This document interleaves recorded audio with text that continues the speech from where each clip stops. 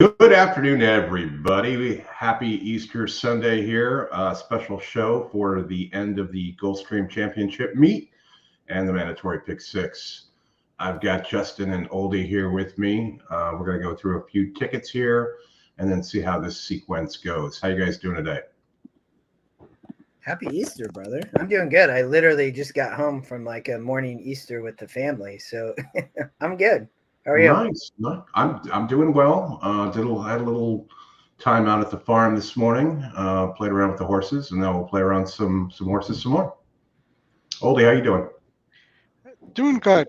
Picked my wife and my daughter up from the airport, had a quick lunch, and now just ready for some horse race action.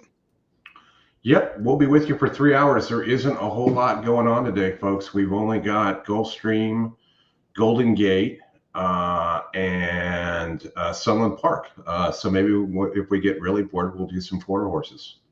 Well, we have Hawthorne as well, even though we never heard back on getting the feed. But yeah, we can't do Sunland either. Right. So we got 4 options between races, or 3 options between races, I should say. All right, Kent, Jeff, Gary, Raphael, Jeff, Bluegrass Dan, K. Reed, Jotham, Greg, Jay, Kevin, and Scott. Thanks for joining. Welcome. All right, Oldie, you wanna get going? Yeah, let's get this show on the road. Let me just finish entering Justin's ticket in case. So give me a second here. I almost have it entered into an E screen here. I will start off with mine. I went very budget friendly. That's the ticket, $25.60. I was going to go 1, 3, 4 in the first, but I am just going to dump Rosario on the 1 and just go straight 3, 4. I can make a case to not even use Farbridge. I don't think that he has enough pace to run into today off the layoff, but I'm going to use it anyway just because. 1 and 9 in leg 2. Let me get over to that screen to where I can actually click on things. There we go. Leg 2, just the 1 and the 9. There's 4 first-time starters in here. I think you can make a case for some of them. I would tend to like the 6 over the other ones out there. Moored out on the 11 hole is not something I like for the 11. But 1 and the 9, pace, 1 on the pace, 1 off the pace. And then the big spread leg here is in leg 3, race 8 on the grass in a mile, singling the 9, the E top pick, ticket generator loves it. We'll roll with that one. And then just doubles to roll out 6 and 9 and 4 and 10. I will be interested to see here in leg 1 what the double probables are going into the next race. So you can kind of see sort of the odds in the future there of what some of these horses are going to be. The 1-1 is $8. The 9 is another one that should be taking a bunch of money. So I likely have the first and second choices here. Pool should be big. Haven't seen what they're where they're at right now, but that's my cheap ticket. So Oldie, are you ready? I am ready. All right. All right. So leg 1. Before you get in there, Karina, what state are you in? Are you in New York? If you are, I show them on mine, but Chris, that's just because, right, depending on where people live. Yeah. So if you live in New York, you're kind of stuck today. They're not letting you log in or doing much. So, all right, Ole, get into your ticket. Nate, good to see you. John, Gilly, good to see you as well. New Jersey, huh? We have people in the WhatsApp chat in New Jersey that are able to get in. Yeah. But if you have a New York address, they probably have blocked you. All right. Put up now. All right. So, and he froze. Yeah, where did he go? Oh. You're choppy, Oldie. You just froze. Start over. All right. Let me give it a second here. So a lot of people I've seen their tickets have only gone 4 and 3 here. I thought the 4 had a chance to be a single as this race was originally constituted. But with the scratches, the one now is kind of lone speed. And you see when this horse has gotten the lead, so that there's one time there, there's another time it's close to the lead. When it's been in paceless races, that this horse has been dangerous. So I added the one here, who's also 25%. So the system recognizes that as well. And actually, the horse I'm least confident in is this horse, because if this Breeders' Cup Mile was pretty decent, but I'm not sure this horse wants that extra half furlong, let alone really wanted 2 turns to begin with. So that's my leg 1. Leg 2 is my single after scratches, because this 3 it was right here up on the pace as well. And I actually took a look and watched the 2's first race. You'll note that the chart caller, list, hop, bump, start, neither of those things happened in the video. That was the 12 horse, the horse next to it, that hopped at the start. And I just didn't see any speed from this horse at all. And I look at the one gate work since then, and it's extremely slow as well. So I expect it to break normally and break slow. And I think I can get an easy lead on the one horse here, which is a favored post, whether you're going 1 or 2 turns at Gulfstream on the dirt. It's also why I played against the 9, who has no speed out wide, and as well the 11, who appears to not have speed, who was another horse that would have interested me. And then I know the 6 was a very expensive purchase as well, so that's another horse to watch there. Then I spread in race 8, not quite as much as everybody else, but I'm the 3, 4, 8. So the top pick, then the 9, and then my bomber is the long shot, the 11, who's also top pace. So K Reed dropped this in the chat. Race 8, that horse has been working well. Says it's a single for him. Okay. That's this horse. It's been, you'll note the move back to turf and the move up in GSR there. Yeah. And apparently Willie wants me to take all the New York players action today. It's tempting. Yeah. But probably something we shouldn't do. Probably something we shouldn't do live on the air. I know the system loves this 9 horse. First of all, this is 1 turn at Gulfstream. So A, I hate the post. B, this 1 horse on 128 beat the 9 horse. So if you like the 9, I don't see why you wouldn't like the 1 here. So the system loved it. I did not. Was my thinking here. I also think that this 4 horse is dangerous for Safi. We really don't know here. He's putting the bug aboard, who's already won 1 race today. Can this horse raid? How fast is this horse? We don't know any of that, but we're going to find out here. And then the 3 was a little interesting to me for being cone here. Does have a win over 54s on the dirt. Has run a couple decent 7 furlong efforts, and then the 8 horse, has a win over 64s going 6 furlongs. So I thought this horse was very dangerous here. Had to make this condition. It had to be put in for a tag. Maybe it's not the same horse. Maybe it is here. And I'm wondering if maybe this 35K was actually a tougher race than this non-winner of 1, where it's moving into as the one who's won more than 1. And then I thought this 5 furlong race was wide open. I eliminated the 3, 4, 7, and 8. Gave me the 5 on top. Well from the outside. The 6 as well can raid a little bit. And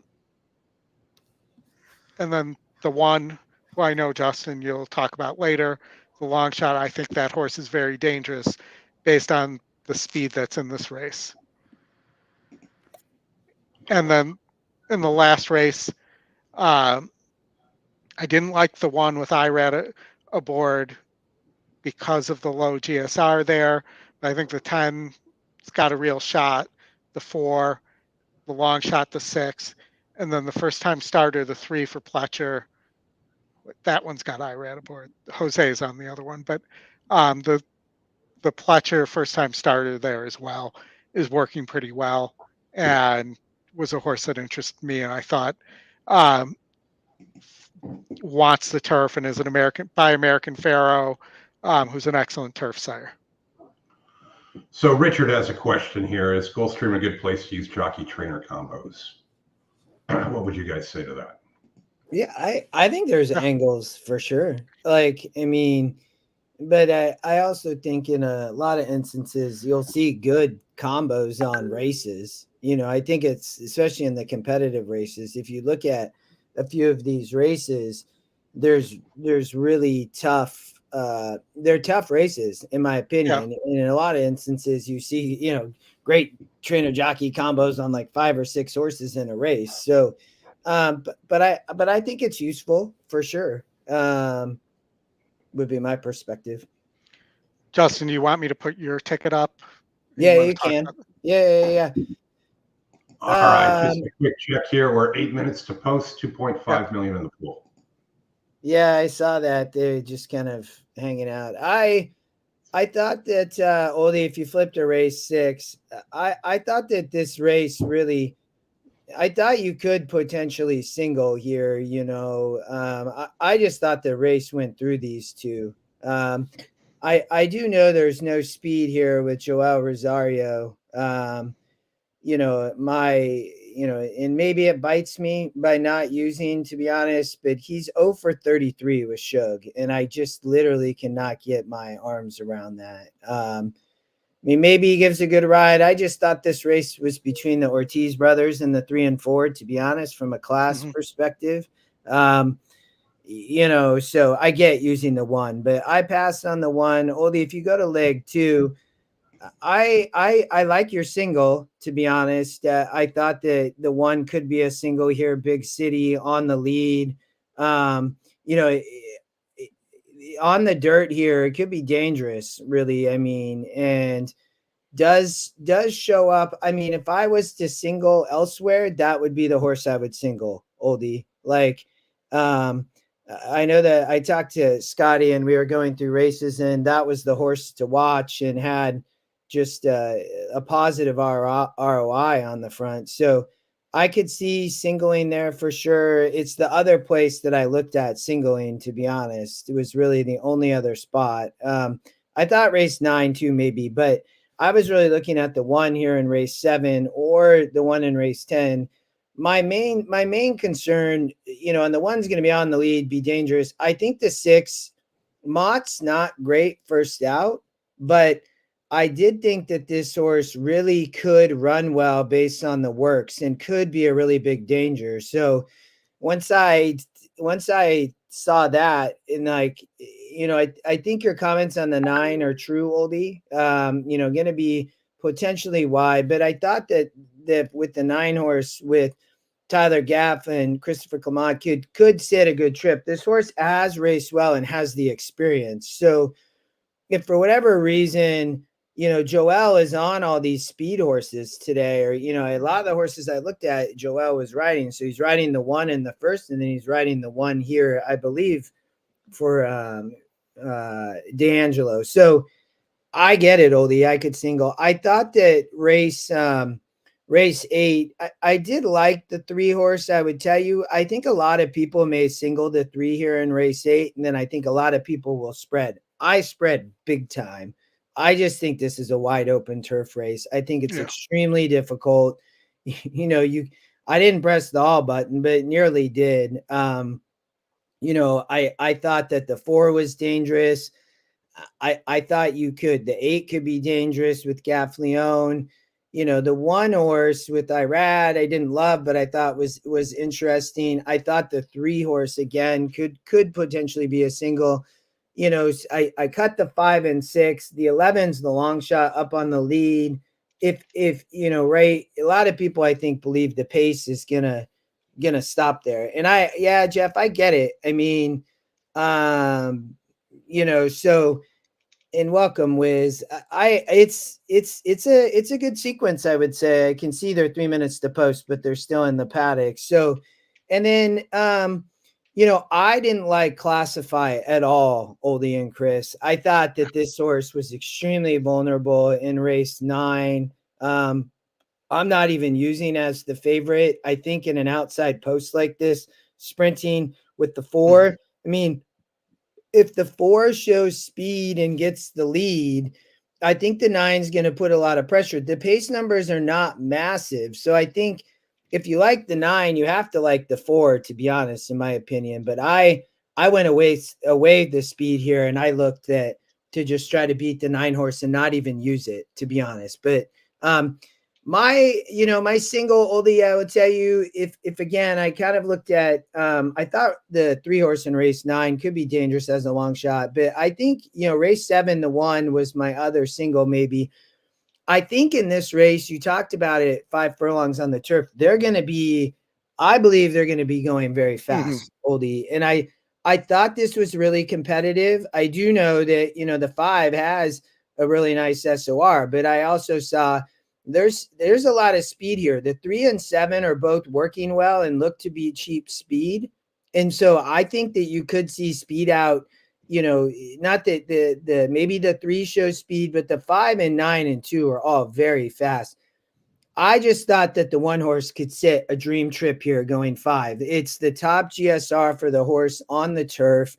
It's 14%. It's the long shot. Bravo rides. He rode last out, and the horse ran well at 5.5 on the Tapeta. It's only second time turf. So you go 2 back, and it ran 5 in a 12 horse field. So in a 60. So really will have to improve, but it has hit the board in 9 out of 10 tries. I mean, this horse has hit the board nearly every race. So I thought it was a potential.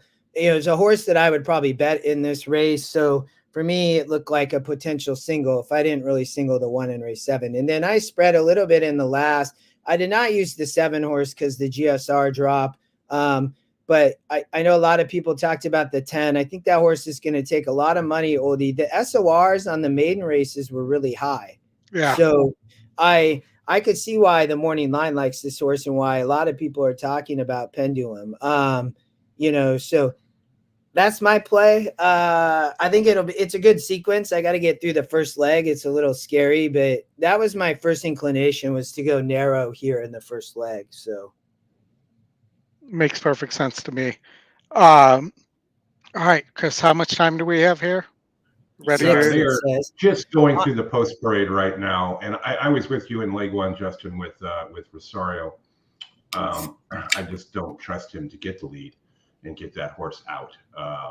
I think that he will eventually get it, but he might have to use to get there. And the 3 and the 4, I can make a case to drop the 4 altogether as well with the comeback facing older for the first time. But we're on the track. We're going through the post parade here. I'll be right back, guys. I'll be right back. Okay. Race 8. Race 8. Yeah, that's the one. Yeah, Jeff. That's I think Oldie's Bomber was in race 8, the 11. Yes. Yeah, I used that horse. Was it race? Yeah. I just think this horse could get the lead. It won at 7.5, 2 back against 48s. Didn't get the lead last against 52s, and then faced 2 tough against 58s, and now is coming back down. So we'll see if this horse can get the lead. I think it can be really dangerous. Yeah, Richard, I don't think Baffert has any influence in this year's Derby, but he will with the Preakness for sure. And yeah, Kenneth, you are right. This will drag out at least another 10 minutes for sure. So how much money's in the pool? Can we hold that up in the meantime? Unless They we want to. don't. Yeah, I'm looking at that. They're not showing it on the screen, but let me check the pool size here. Pick six. It's still a little. It's not trickling in here. Last I saw, it was 2.8 million. Okay, that's probably with the carryover because he's showing the new money at 2.86. Yes. Yeah, which is pretty good. I don't know that I bought that it was ever going to reach 7 million. And Scott, I couldn't disagree more that Timberlake laid an egg because Pratt rode the horse like an idiot. Well, what else was he supposed to do? Not make a middle move into a pressured pace. It was already a quick pace when he made that move. He was sitting in a perfect pocket spot where the horse belonged, and he shook the horse up. It was a deliberate move. It wasn't the horse being rambunctious and not wanting to play along. He asked the horse to move then. Yeah. And we talked about this yesterday. That move never works. Literally never works. It does work in getting us worked up about it. That's for sure. Yes. Giroux was in Dubai, but still, I mean, and Muth ran a great race. I mean, he was pressuring in a much hotter pace than Derby, and continued on. Yeah. So not to take anything away from Muth there. No, but we all know Muth isn't going to the Derby. I'm sure he'll be at the Preakness. All right, they're saying 2 minutes to post. They're over 3 million now. They're still out on the track. We probably got another 5, 6, 7, 8 minutes to go. Why am I doing well pace? I meant to do not probables, pools. There we go. Yep, so it's pretty current. Yeah, I mean that's right if that's new money. So, all right. Yeah. Can we take a look at the horses on the track here? Sure. Let me flip over there.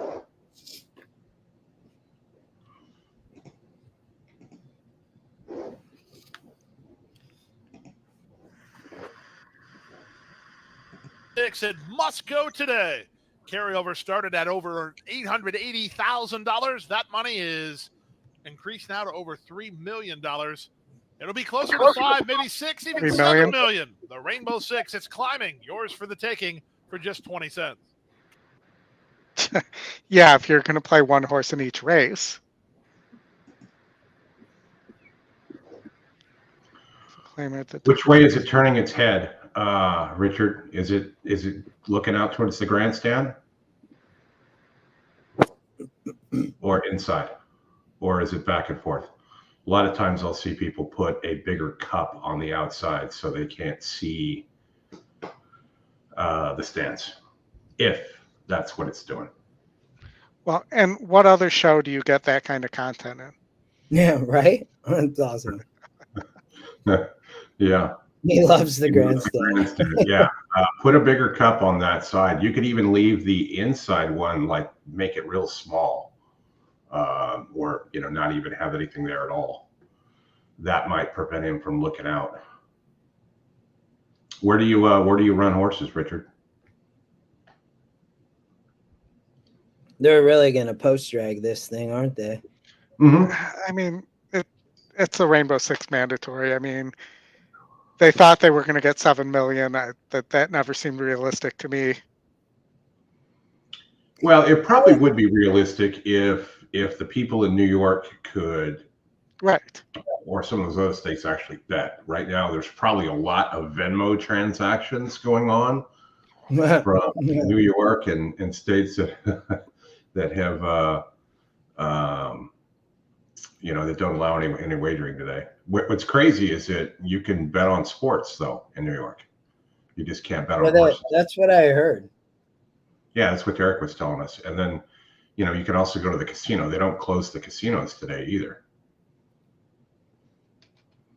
So just some archaic law that probably needs to be changed. It's like the can't be within 1,000 feet of a church on a Sunday and serve alcohol. Yeah. That's not an Illinois law, but that's. Fortunately, I'm not within 1,000 feet of a church. Is that because you're not allowed within 1,000 feet of a church? Yeah, probably pretty much. I mean, I don't have any restraining orders or anything. I gave up show betting for Lent. Yeah. Jeff said he gave up show betting for Lent. All right, 4.3 million. So big jump there. Yeah. They're not going until they get to 5. This used to be the deal back at Santa Anita back in the day when the pick 6 was $2 and they would have $1 million guarantees on Saturday. It's like there's no way the they're horses are approaching the starting gate. The Rainbow approaching $5 million. $5 million. John, I'd probably spontaneously combust.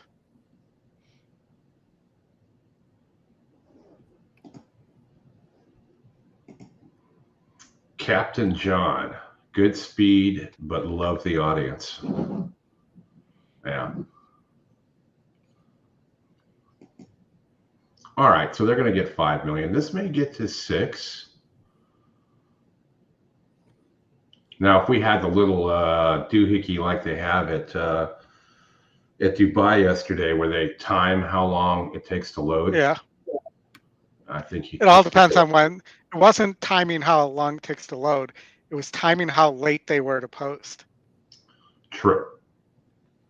Where the one that times the load is, I think it's. Is it Oaklawn? I know it's not Gulfstream. I mean, Golden Gate, because it would.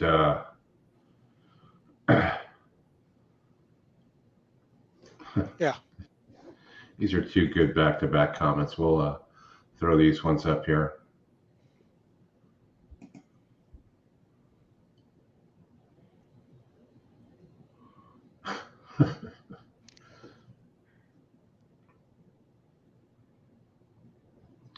So Richard likes the 1 horse here, huh? We talked about that. We could see it. It's just that I'm not a big fan on Rosario on the lead. Although there aren't a lot of horses here that are going to want the lead, so he'll probably get it. But did you guys see that Derma yesterday did the same thing it did in Saudi Arabia? Cracked its head on the gate on the way out. Same side. Really? I hadn't heard that. I mean, it's not a big field here, right? It's only 7 horses. I mean, they are on the outer turf course. So the turf course is split today. So they're on the 66-foot rail. You assume Joel's going, but I just thought the class might be tough here, was my opinion on the 3 and 4.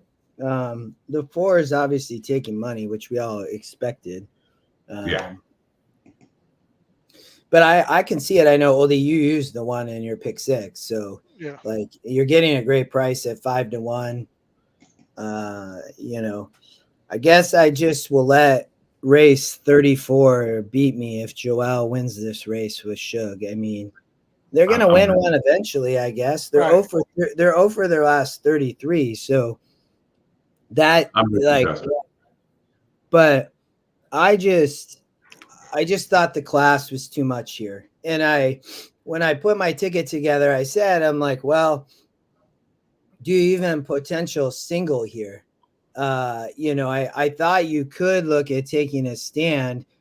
Horses are the first leg of the pick 6, so you want to make it through it, but you also just got to play with $5.4 million in climbing in the Rainbow 6.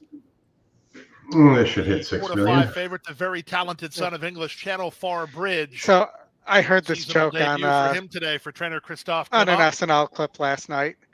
Rainbow That Six Otani is now fired over the his $6 million plateau. translator They are moving when in the asked gate about now. the batting. In He fact, said half something the in field the Japanese gate. nobody So could if you're waiting understand. to send it in, send it now. Rainbow Six about to begin at Gulfstream. 6.2. Far Bridge is in line. So is California Frolic. Dancing in Denial.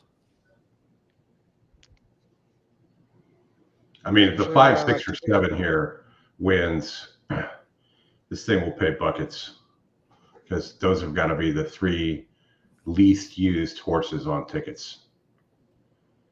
1, 3, and 4 win. Everybody's alive. Most everything I've seen today is either has no single or singles that 9 horse of the system liked. I think your single Oldie's extremely that it's a great one. That's where I would single if I didn't single mine.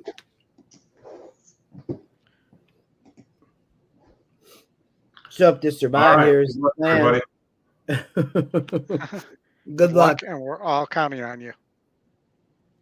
One more. Novo Soul to the outside. Novo Soul and the Rainbow Six. Man, that rail's out. 66 feet. Fire off and running. And Rosario Brooks. Good start down at the inside for Lucky Score. Moving out in the middle. That's One Night Standards on the go. Novo Soul comes away with speed. He'll land second. California Frolic is next from a headstrong There is bridge. no speed. The rail You can Dreams see of the 8 Tomorrow wants and to Dancing go. in Denial is last of all. They changed Jockey the speed just of One completely Night strangling Standards. the horse. But One Night Standards to the first turn on top by a length and a half. Joel Novo Soul gets is second. shuffled. Lucky Score is at the rail in third, followed fourth by California Frolic. Then it's Far Bridge racing ahead of Dancing in Denial. And now the trailer is Dreams of Tomorrow. The opening quarter was a reasonable 24-2. So much for the backstretch. one pace One Night square Standards here, right? on top 3 parts of a length. Novo Soul second. Lucky Score at the rail third from California Frolic, who's in the red cap in fourth. The favorite is Far Bridge. Yellow colors about 4 lengths off the speed. Outside of him, Dancing in Denial. And the trailer Dreams of Tomorrow. They went to half in 48-2 as they get ready to move to the far turn. It's One Night Standards on top by a length. Novo Soul second. California Frolic remains third. Lucky Score is at the rail, and Far Bridge starts to improve between horses. Out 3 wide, Dancing in Denial, and the trailer is Dreams of Tomorrow. They speed around the far turn at the 5/16. Far Bridge just moved into fourth from Lucky Score, who retreats now as One Night Standards tries to go down the road. Obviously, Far Bridge, he looks like he's got plenty, Jose Ortiz. You just need to feed him some racetrack. Off the turn and the stretch drive. One Night Standards has the lead by 2. Far Bridge, he's loose now. Let's see what he has. Down the center in California Frolic. Far Bridge, under confident hand riding from Jose Ortiz, is up to take on the lead. It's now Far Bridge who strides forward. Far Bridge wins. Second, One Night Standards. Third was California Frolic. Then Dancing in Denial in 139 and 3. You also didn't get a lot of grade 1 winners in a race with a bunch of tomato cans. I agree. I 100% agree, which is why I said I think you do not want to lose your ticket in the first leg, but I would say there was the potential single here. I still love your single. I would tell you, mine is risky and that's just how I play. Right. But you have a good ticket, man. I mean, and we get through, which is all that matters. I do like the 7 horse at Hawthorne. I will tell you all, I am not played in my tournament play, but that's just because I got shut out. So I do like the 7 at Hawthorne, though. It's 6-1. It is a long shot. Well, the 1 and the 3 just didn't run at all there. Nope. Well, the 1, what? I mean, the Joel ended up at the back of the field. I mean, 0 for 33 was Shug. Now 0 for 34.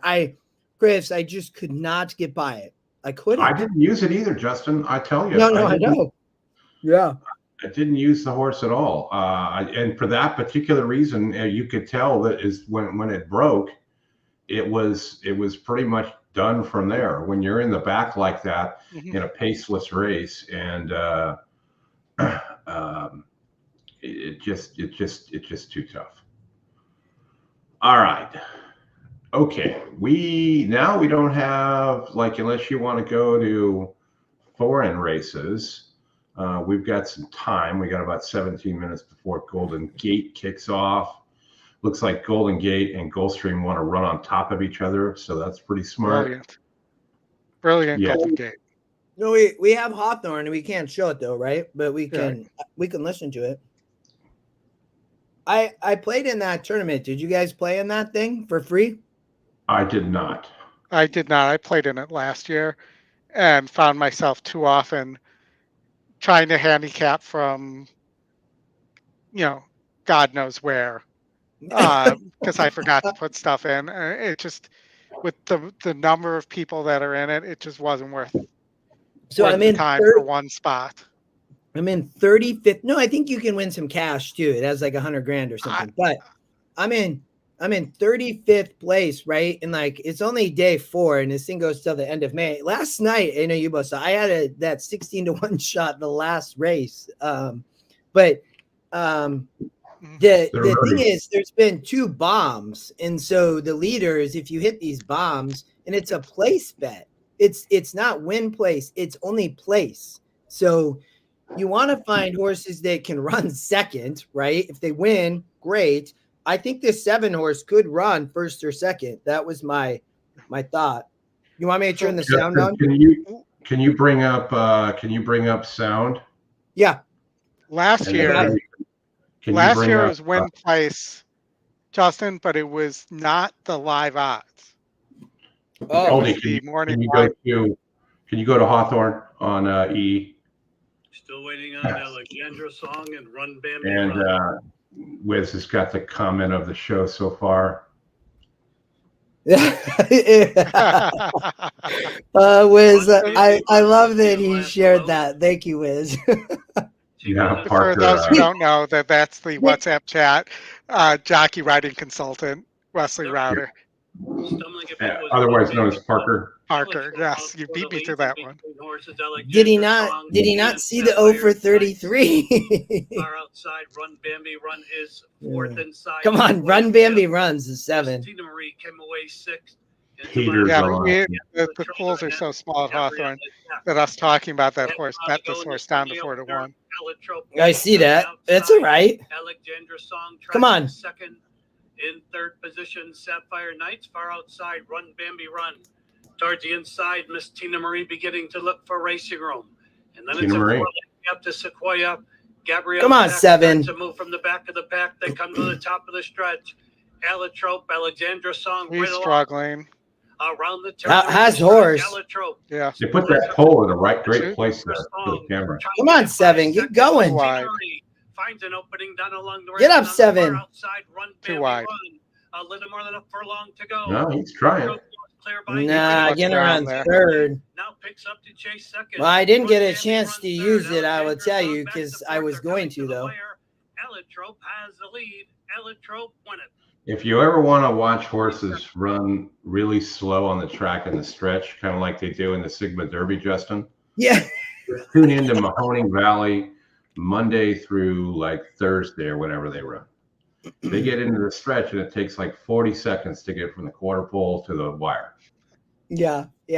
Happy Easter to Deb. Deb, I'm curious if you played a pick 6, Deb. I would love to know. Everybody's alive. That's the good news. Yeah, but that's what you want a day like this. Let's hang out, right? Let's just relax, watch some horses. Mariners are about to start. It's beautiful here in Seattle. It's almost 70 degrees and sunny, and they won last night in extra innings. So Julio Rodriguez had his first walk-off hit last night. I would not have expected that. Is that a Tampa hat, Chris? Yes, it is. I have tickets to the when the Mariners do come into town. So nice. I will definitely shame you when that happens. Yeah. It seems like we got here in 2020, and when they did that weird COVID season that was 81 games, it seemed like we played the Blue Jays like all the time. I think we played the Blue Jays for like 30 games. And it figures that was the one season where the Dodgers win the World Series because Clayton Kershaw is perfect for an 81 game season with the postseason, right? Because you do any more games than that, the arm kind of falls off. It really doesn't work. Yeah. They do not. They sold out opening day, but they do not typically sell out. Attendance has been better. Like I remember going to Rays games 4 or 5 years ago, where you could anywhere you were at, if you were anywhere close, you could like yell at the players and they could hear you. I mean, there's that small amount of people in there, which is great because they can hear you and you can just yell at them all day long and there's nothing they can do about it, which is nice. Deb, what do you have in the next, Deb? I'm 169. Oldie's singled, but I love. I'm definitely playing the one with you, Oldie. But I'm curious, what's everybody else have in the next leg if you played?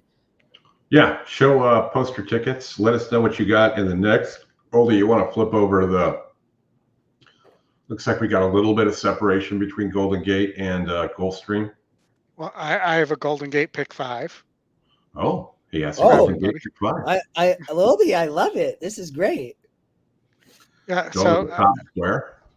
Top square, there's non-winners of 1. So, if you look at this race, it was really, or non-winners of 1 other than maiden, 2 lifetime, as it's also called. There's not really any late pace here. None of these horses have really done much. So I'm just going to take the gamble that the 5 gets on the lead and there's no late pace here to run him down. Beyond that, the 3 you look at this race too, none of these horses have won in a while. I don't see why this horse is 62. If it lets me click. Bourbon. I gotta remember the bourbon. It's Bourbon Glaze. Hasn't been winning at a similar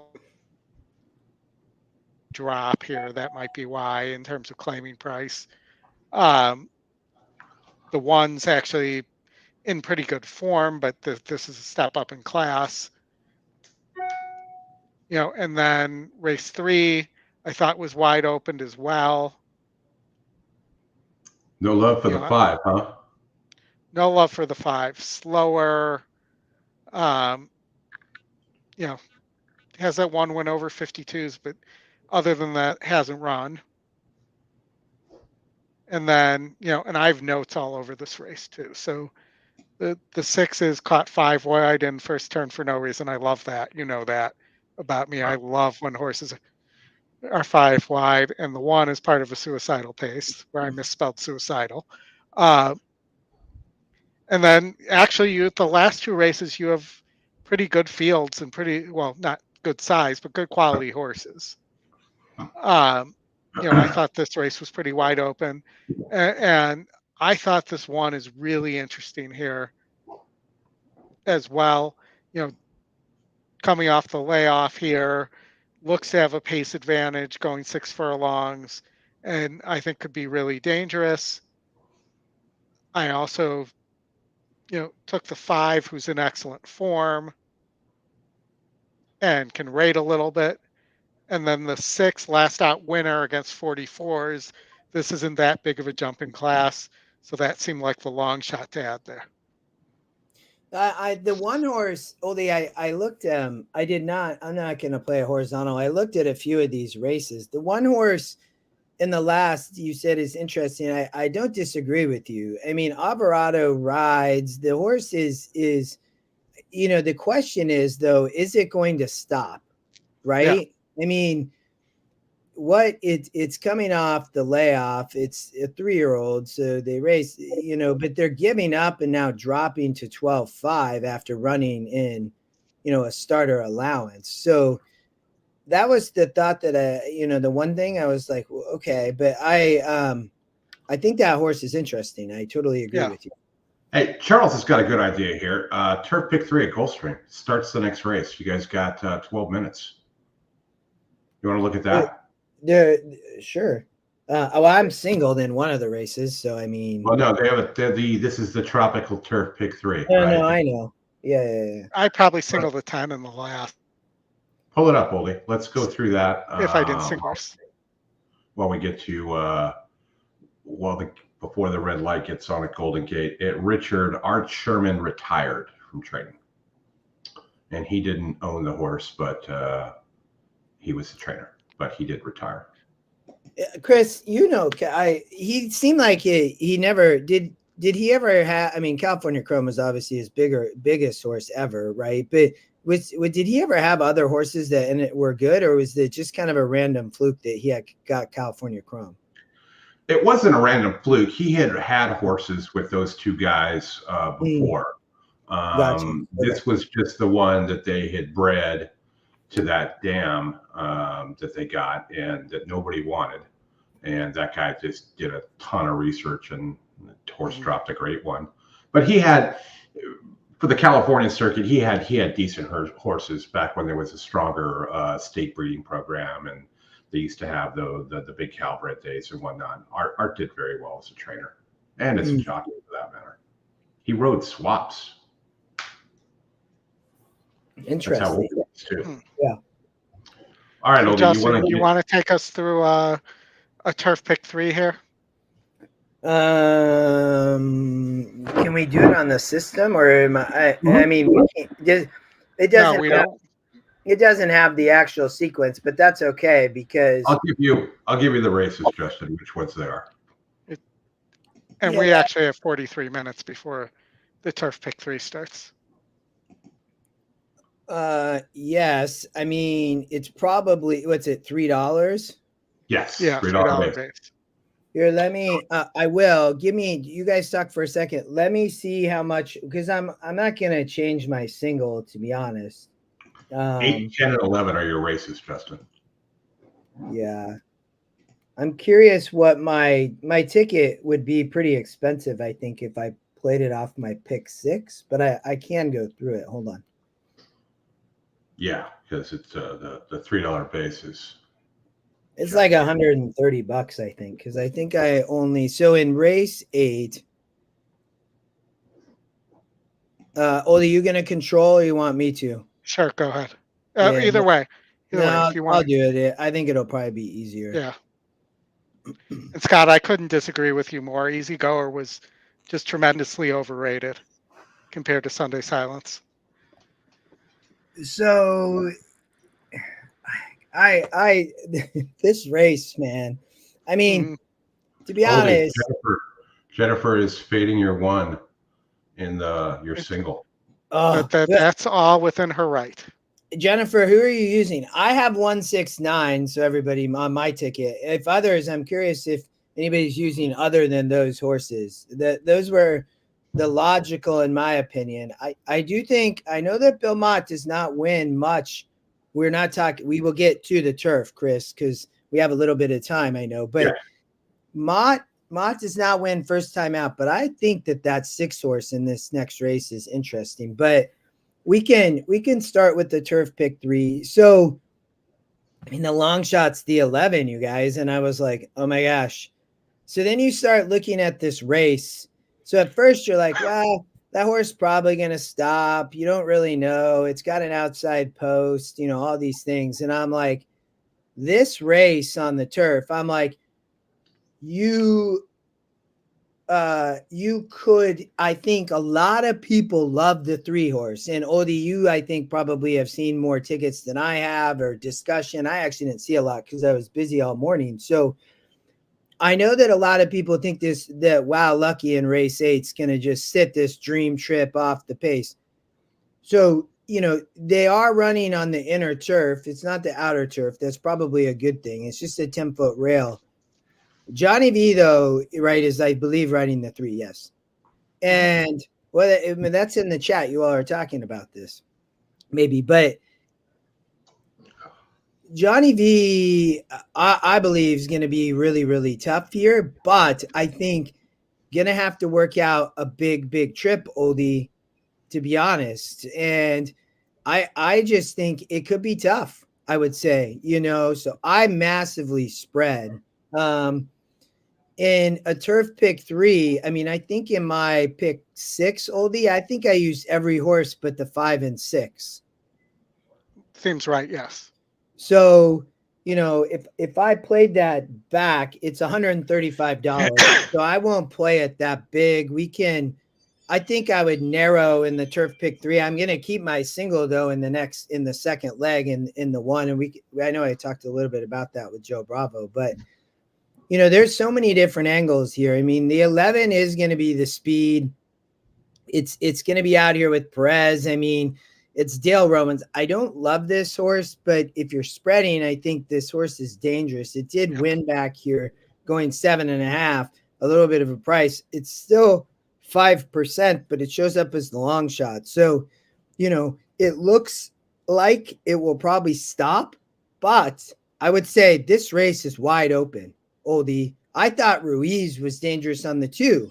This horse, April's Dynamite, is dropping in SOR out of these last 2 races. Does she need the lead? I don't know. She might get the lead. If the 11 don't get the lead and the 2 get the lead, this horse could be really, really dangerous. The 3 horse is a new horse to watch algorithm. I talked to Scotty this morning, and I think again, Johnny V going to get a great trip here off the pace. I would expect somebody to come off the pace. My issue of that is we talked about trainer Jockey earlier. Look at What a World with Joel Rosario and Kelly Breen hit at 36%. I believe that Oldie, did you use the 4?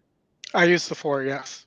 Yeah, I mean, I think that if off the claim, second off the claim here, gets back to turf, right? Yep. So I think that this horse could close with Joel if he takes back. I mean, we saw kind of an interesting ride, and now he's about to ride the 1 again. So, it's always what's going to happen. I think that this horse going 2 churns again for the second time, it was claimed out of that race as a win, right? Broke its maiden, Oldie. So I think in a race like this is now protected, which I like. This horse could run a big, big race, I would say. I didn't use the 5 or 6. The 7 Scratch, the 8 horse Booming Bell. I mean, you have Tyler Gaff here for Cassie, broke her maiden at 5.5 at Colonial, now comes back here, but gets back to a turf course, Oldie. So I thought there was some interest even there. What other thoughts? I think the 12, I used the 12, the 13 didn't draw in, but tough posts out here. But, Riley Mott and Jose on the 10, and then you have Irad on the 1 with the morning line. Oldie, I thought this race was wide open. I struggled. I probably will narrow in the last, to be honest, and just stay spread here. But, Chris, let's maybe hop back over to Gulfstream. We're going to go to Golden Gate. Oh, okay. Yeah, there. I pulled it up for you. The red light. I forgot. 8 races on. They were falling over the top of each Sunday, other, like you said, huh? Pretty nice. Yeah, they spaced themselves out a little bit, so we have a little bit of time. Blue Breeze going up into line. If you're old enough to know what a zenith is, guys, though, I don't know this league guy to know if he's old enough to know what a zenith is. Is that one of those ones that comes in the wood box? It's where the quality used to go in before the name went on. And apparently the quality stopped going in, so the name never went on. No. $5,686. See, that's how their marketing slogan comes back to haunt them. In the nightcap. All right, Oldie, you need the 5 here, huh? Yep. Fresno Chili. Fresno Chili. I spent 20 years. Fresno known for its chili, like Cincinnati? Infinite Love. Or the green chili in Albuquerque?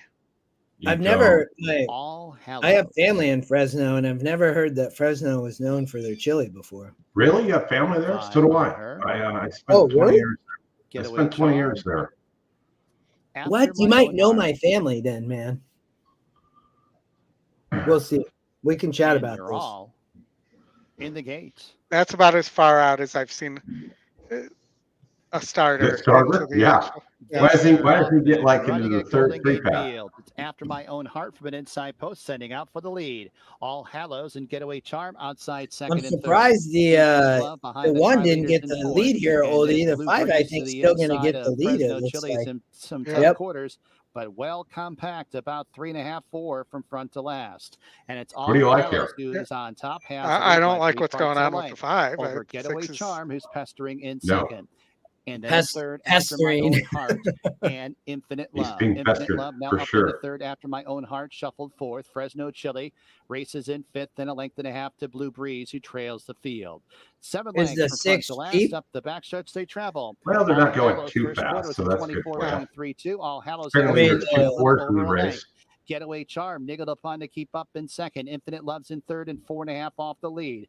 After My Own Heart re-rallies up the inside almost There's a into a chili joint caller. third. Fresno Chili is in second last and 5 lengths off the lead and 2 lengths Jockey's to the still in Blue hand, Breeze, Oldie, the at the opening half moment. in 48.05. Yeah, but Honest tempo. Nah, on the front end. the jockey Midway just on the put the far 6 turn, away All like with Hallows, the lead's ease, man. almost 3 He's lengths. not even asked. After My Own Heart up No. into second. And I mean, Getaway look, he's Charm holding drops the back. horse Infinite still. Love's outside of him. Blue Yeah, but Breeze maybe starts to it's wind like, up in the back. Fresno flow. Chili's near the back as well as they turn into the stretch. All Nah, Hallows homeward man. bound. Bye-bye. Has the lead by about Good single, 4 or Oldie. 5 lengths. After I mean, My just Own don't Heart jump is off. all out in second. Then everyone else jump going off over third, including like Infinite Don't Manny. Love, jump off. Yeah. Blue Breeze, and Fresno Chili. Don't With jump 6 lengths off. to go, it's All Hallows. Oldie's watching these like, All yeah, I've seen Hallows this shit in before. the opener at Golden Gate. Yep. After Jump My off Own the Heart horses. second, Infinite Love All right. third, Fresno Chili fourth. So Hey. then now the ticket becomes interesting now that we got when you get the first leg single home. Good single, man. That was nice. All right. Over to Gulfstream. We'll go across the country. The one, Oldie, you're single here, correct? Yes, correct. I believe not the morning line favorite, but post time looks like it could be. All right. I don't know why this is giving us fits today. That's just how it works, you know that. Yeah. That they got the Easter bunny running around in the wheel instead of the mouse. Oh, Richard must have needed the 4 at Golden Gate. It's funny you mentioned that. Mouse is the horse mascot at Tampa Bay Downs. It's a miniature horse. And he lives right next door to me at the horse farm. You see him just Okay. about But there's only one miniature horse that people should remember, and that's Little Sebastian from Parks and Recreation. Yeah. The crazy thing with those miniature horses is they all have bad feet. Mouse has bad feet. We got to tape those things up. He's foundered a good half dozen times, and then takes a little while to get him back going. But he's funny as hell when he runs around and screams. A little high-pitched whinny. That's awesome.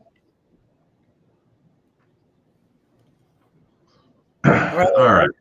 And Oldie's saying, in Joel I trust, right, Oldie? I wouldn't say I ever trust Joel, unless he's riding Jackie's Warrior at Saratoga. Yeah. Yeah. Yes, Bluegrass. I have a big, giant 17-hand gray horse, and he's gray.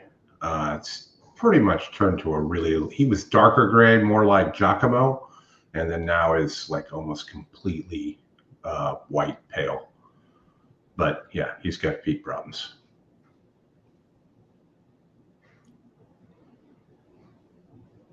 Got white line disease when we got here to Florida. Spent 8 months in his stall. He was super happy about that. Jay's giving the shout out. Yeah. Thank you, Jay. Hit the like button. Yeah, Jay is right. Hit that like button. Log out, log in with your spouse, your kids, hit it over there. And also make sure you make a note of if you use buyers, that you make a note that they misset the buyer for the Florida Derby,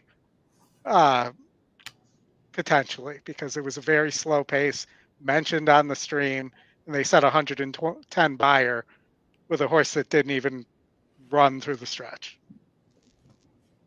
And that's going to affect people's handicapping when it comes to the Derby and things like that, when you don't make notes of those. Not gonna affect mine, man. That horse is. Well, I know, tough. but there are plenty of people who still use that stuff and don't use predictive algorithms. No.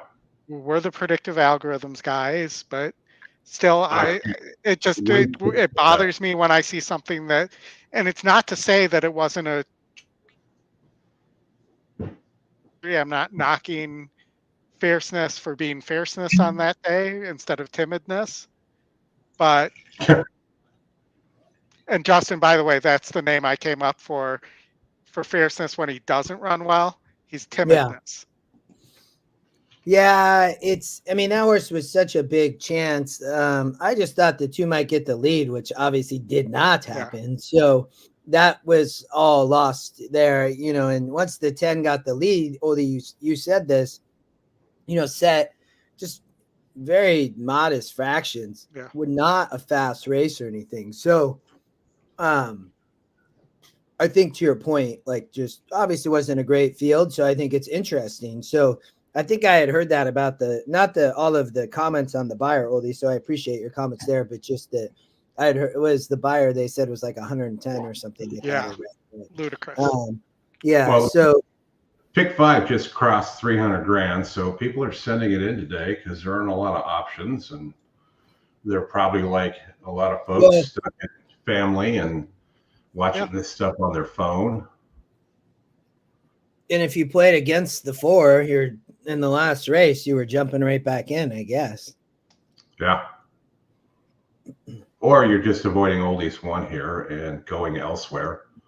Yeah. And coming up with another way, which is something you could do if Oldie played a pick 5, you could play against his 1 here and potentially cash something larger. And no hard feelings if you play against my. The horses are approaching the starting gate. 1 minute. Going to be wrong sometimes. Pick 5. It's part of it's part of doing this. You can be wrong more often than not. EE Morning Line had the 1 at 8-5, so it makes sense where it got bet to. It makes sense in my opinion. It's the favorite. Yeah, it's a tough trip for the 9 from out there. Right, the horses to be honest, are so I at the think gate. that's why I can see the 1. Now post time. Again, for the 11. All those outside posts, the 9, 10, 11 individuals. Yeah. Same can be said for Military I'm Road. I'm 169. I thought that Mott the first time start, even though he doesn't hit often, I thought it could be the 1. So some class relief for both of the favorites here. Killing his Mott. Invigorated. Making a career unveiling for trainer Todd Pletcher. Still a soldier.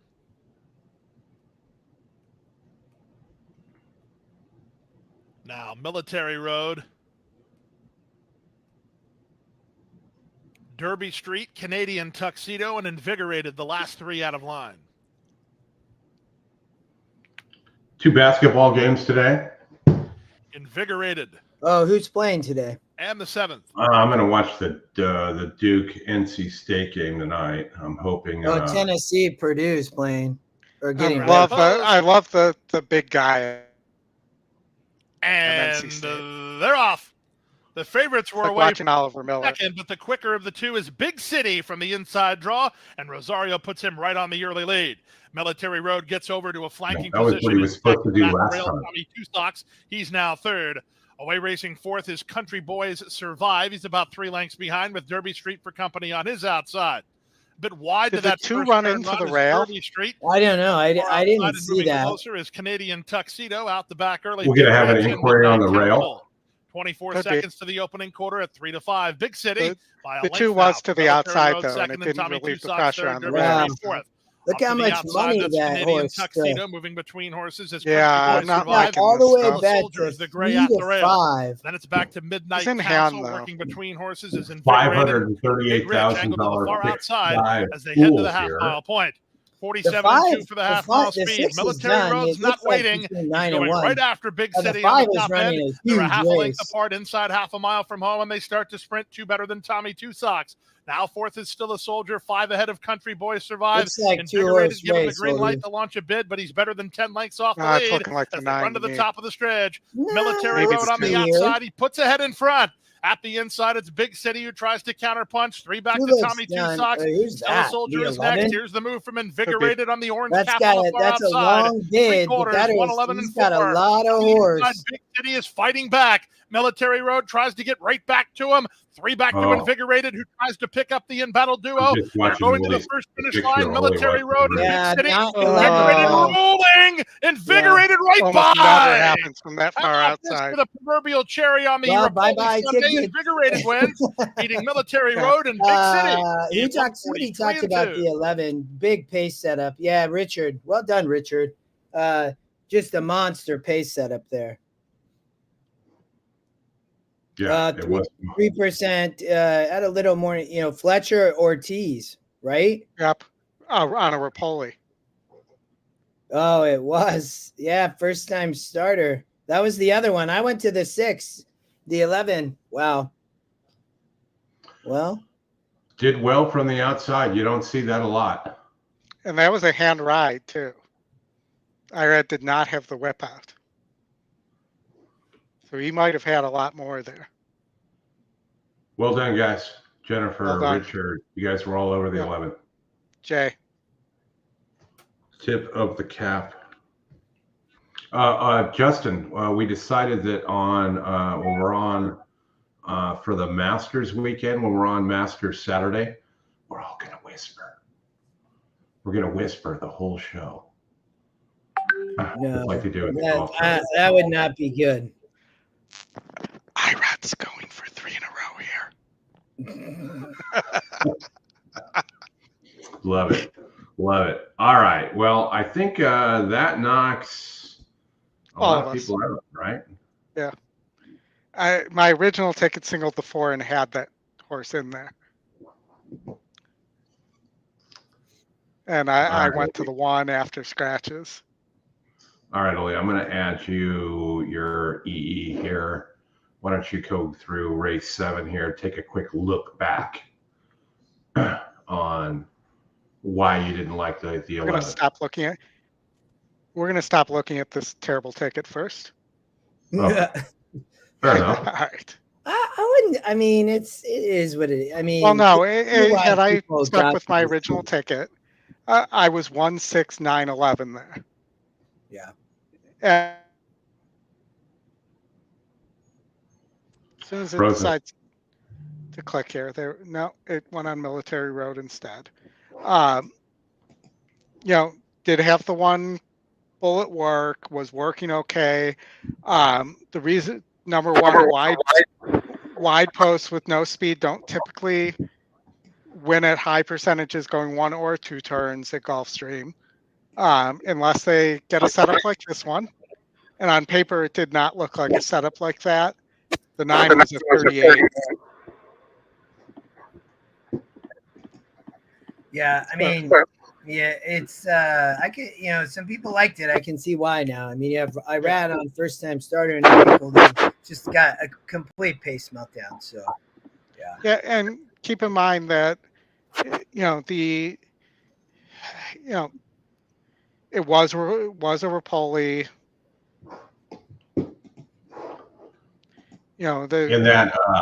In that DRF article that I sent you guys early this morning, that kind of went through the field, the 11 was one of the ones that was on there as well.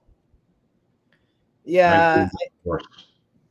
Well, and I think with the 11 there, I mean, it's the first time starter, right? So Yeah. you can, that's and somebody in the chat said you got Irad basically. Yeah, I mean, 8-1, which is crazy. Didn't take money, right? But big race. Again, outside the 8 post, that's about a 3% on closers. So, it just got the perfect pace set up. Part of the other reason I didn't like the horse was I knew it was by street sense. They don't typically show speed as well. But it didn't matter because it got set up perfectly, and it had horse, and it's one that you should keep an eye on. Yeah, and I think Irad and Todd do a really good job of this, looking at the race and saying, okay, first time out, let's try and break, get the horse out, settle, and then make a run against the speed, right? Because that's the smart thing to do instead of just trying to bust out of there from the 11 and get over on the lead. Yeah, no, and Military Road did show some additional speed, broke much better today. I don't know whether it was the post or whether this horse, might want longer, maybe, might want turf. Say, it is well bred, and it hasn't been going to take a shot on turf there. Richard said he bought the 11 at 5-1 and it went up to 8-1. You like that, man. It went in the right direction. That's rare that happens. Usually mine's the other way around. Yeah. All right. So we guys, got the tropical turf pick 3 starting in 18 minutes to Gulfstream. And while you guys do that, can we switch to Justin's? I'm going to reset my router because I keep losing audio with you guys, and I did a speed test and I can see there's a problem. So I'll be back in like 5, hopefully under 5 minutes. Okay. Justin, I'm going to add your EE to the screen there. That's my pick 4, Chris. Okay. I would play at Gulfstream. I still would. I like the one in EquinEdge longshot in race 10. I really do. So that's the ticket I would play in a pick 4. And then there's a tropical. You said the tropical pick 3. Yeah, that's their $3 pick 3 race. It's this one and then 10, 11, 8, 10, and 11. So if you can narrow somewhere in 8 or 11, and then you want to keep your single. Yeah, that's what I would do. I just keep this first race and then narrow it, and probably in the last. So Jennifer, with a little bit of interest here, watch the Palm Beach Downs training times. It's a swamp out there. You're not wrong. It is a swamp out there. So, working in that in the mornings down here in Florida, you are going to get those kind of swampy conditions, right? So horses have to be fit. Was she talking about on the 11 here? Yeah. Mm-hmm. Yeah, it's a great call. I mean, I wish I would have went to the 11 versus the 6 on the first time starter, but Irad Fletcher gonna hit. And then was Rapoli too, right? So I don't know if Mike's still there, if he went home or whatnot, but maybe he's still there. Yeah. It would have been good to know if he was on site to watch that one, because I would have told you that it was worth staying over another day. But I'm guessing they did. They probably partied pretty good last night. I would probably go narrow, maybe in the last, Chris. Not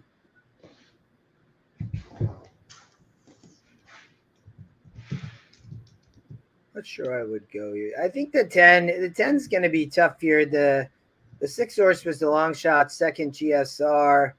Then you have another Irad Fletcher first time starter on the turf in the 3 horse here in the last. So similar angle horse, has a good GSR as well at 70.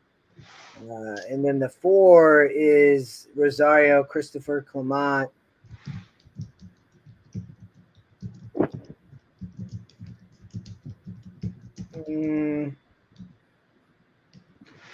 I'd probably cut the 4 there, Chris. And then you could narrow in the first leg too.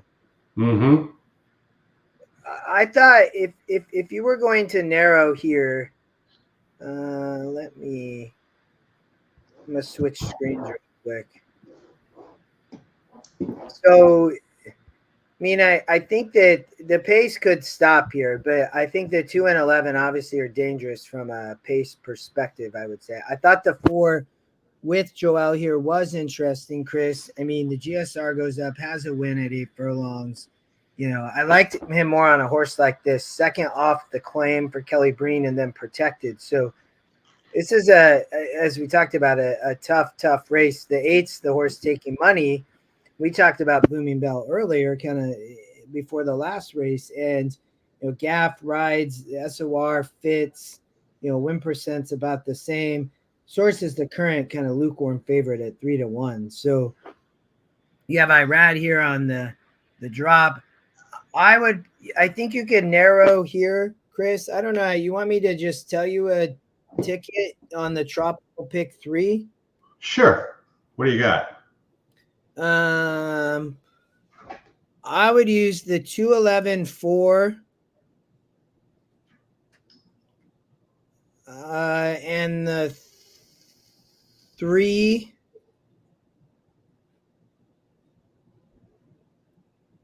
I know I cut the 5, the 6. The Paco's on the 9, Goats on a tree. I mean, for Safi, I mean, a lot of these horses just it's the second EquinEdge pick.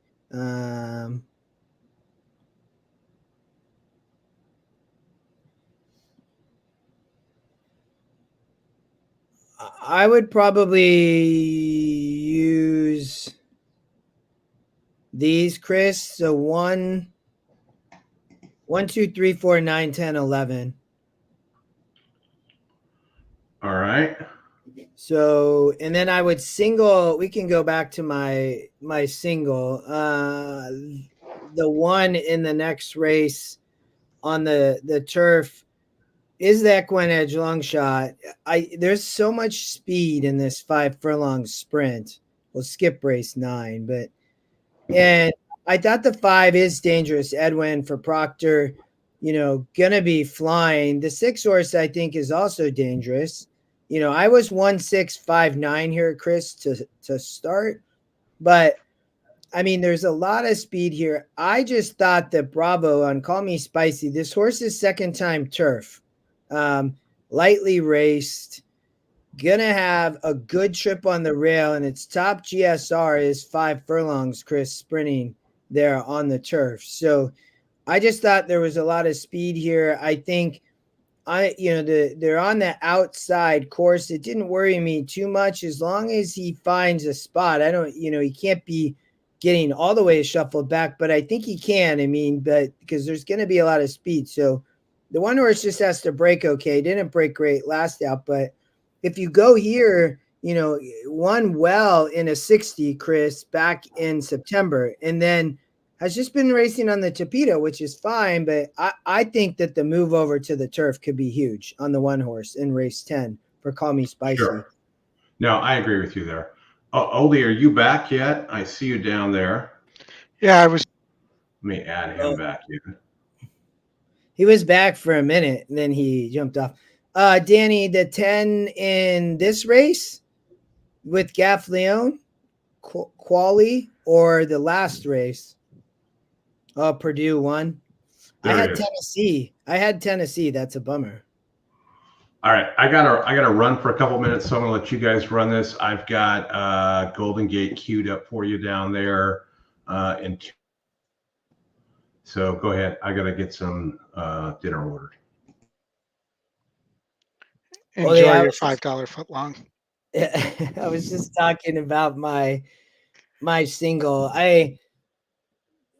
I just hope that you get a good trip here. I just think with all the speed and everything, I do think that I thought the 9 was interesting. I also thought the 5 could be tough, wide west on the front end, but I just think they're going to go a bit too fast, was my opinion. So Danny, on Quali, I mean, my concern would be it's definitely not, it gets over to the turf course in the last two at this type of conditions, and the win percent goes down to 2% from 6% and didn't run last out. So, I mean, Gaff has been riding here. I mean, as a big bomb, I mean, maybe, maybe he can get this horse to run like it did back here on the Tapeta back in October. It would have to be, if the horse can get back to that, it was only 4% and won at 39-1. I mean, you're going to get a good price. I think it's a tough long shot, but I get it from a long shot perspective. Yeah. And, I've been looking at that race, and I think maybe the 7 needs more consideration. He's talking about the 8th race, Odie, actually now. So hold on.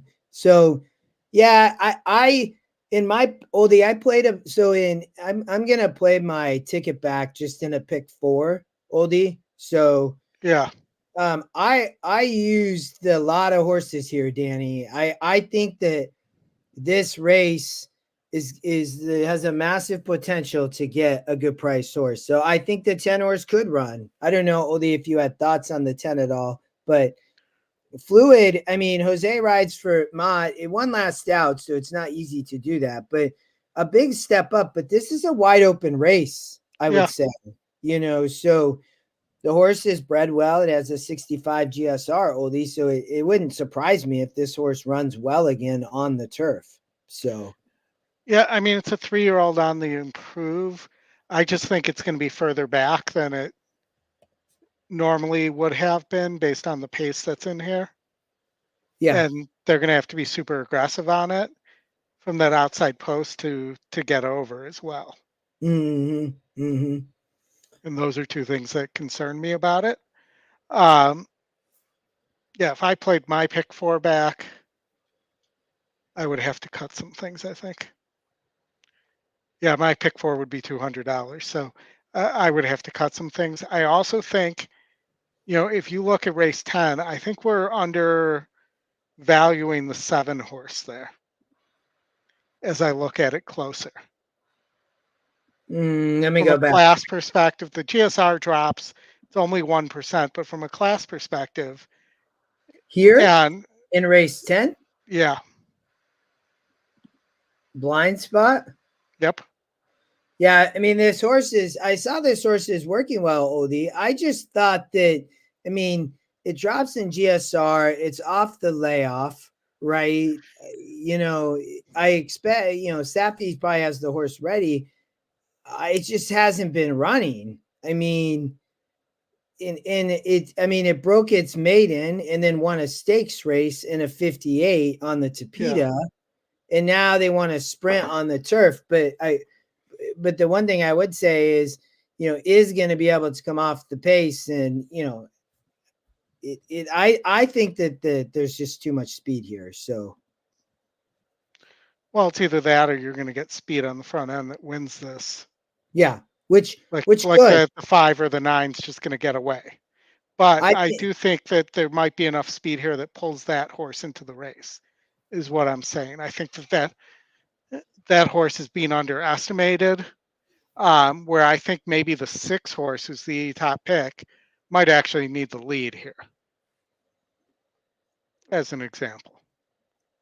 Don't look back at all. Yeah, maybe. I mean, it did come off the pace here and was able. I mean, here it was there at the top of the stretch and then gave it up at the end. This 10-point drop though from 6 to 5. Yeah, I mean, this horse for sure fits though, Odie. I mean, but to your point, can it sprint here on the turf, right? Going 5. I mean, to your point, the GSR drops. But it has both the 2 wins on the lead, and then you go back here. It did race at 5.5 at Saratoga though, and ran a big race. But as a maiden against much weaker, it hasn't shown that it can rate against better horses. Yes, yeah, I don't disagree. I mean, although it did run here well, 3 back last August at Saratoga. So. Well, and if you look, I mean, they're coming back at the same time for the 4-year-old campaign. I mean, she debuted at Gulfstream. They went 2 turns here, though, in a 62. So they're debuting in a similar situation. And then she definitely got better, and then they went on the layoff. So if she's ready to go, Odie, I mean, she for sure will be tough. Yeah. We need to go to your Favorite, Golden Gate. Urban Glaze, who has Who'd you the lead by use? 2 open lengths. Carrie I Goldberg have- rates in second. Happy is outside of her in third. Rhonda's cooking towards the inside fourth. A length 1, back 2, 3, to 6. Northern Rose in second. But it last, looks and a like length I'm and a gonna half to get the- Necklace, who's at the back. Or, The I'm sorry, 1 48.44 through as 3, they have 3 6. furlongs to go in this race. Bourbon Glaze, the Dude, 3 to you 5 have the favorite, 4. has the lead by 3 parts of a length. Happy Chris is might makes have her never move done. outside second. Carrie Chris, Gold you Lady have the is 4, towards or the Odie, you inside, have the then it's 4. Northern Rose outside in No. fourth, 2 lengths off the lead up into a joint third. Rhonda's cooking. I thought you said 3 through Matchless trails 6. the field as they reach the top No, of the stretch. 1 through Bourbon 3. Glaze is shaking up on the front end. Happy is a formidable foe on the outside, as well as Northern Come Rose. on, Oh, two. who's Split coming those through the horses. middle? Lady trying Come to on, 2. pull her way between horses. Get up, A few 2. chances here. Oh, the 16 to 5? go. It's Northern Rose. Northern Rose emerges with the Yep. lead. Carrie Gold Ladies up the inside. It's Northern Rose. A big long shot. Carrie Gold Ladies second. Close for third. Matchless or Happy is. What were the odds on That that? was the 1 long shot. Chris actually mentioned that. He goes, "You don't like the 5?" Yeah, 24 to 1. Oh my gosh. he went all but the 5 there. 24 to 1. Horse had beaten 52s that 5-2 and a photo for back third. The 5 last Northern year, Rose first about a year ago. at 24 to 1. Time for the mile. 24 to 1. He's rubbing it in. Yes. Not my day. Hey, it's gonna happen. Not mine Oh, either. absolutely. Especially after that 40% day last Sunday, for sure. Mhm, mhm. All right. Where are we at here? Gulfstream. Hawthorne, Gulfstream. Oh, Gulfstream, 3 minutes. I didn't like anything at Hawthorne 3. I thought the 3 horse would be tough there, but I think the 2's got a legit shot there. the long shot. Yeah. 2 or 3 at the distance. And the 3, I mean, the 3 could cream them too. That's possible. All this speed. I mean, but I mean they're I mean, the Lily's 4 wins a lot too.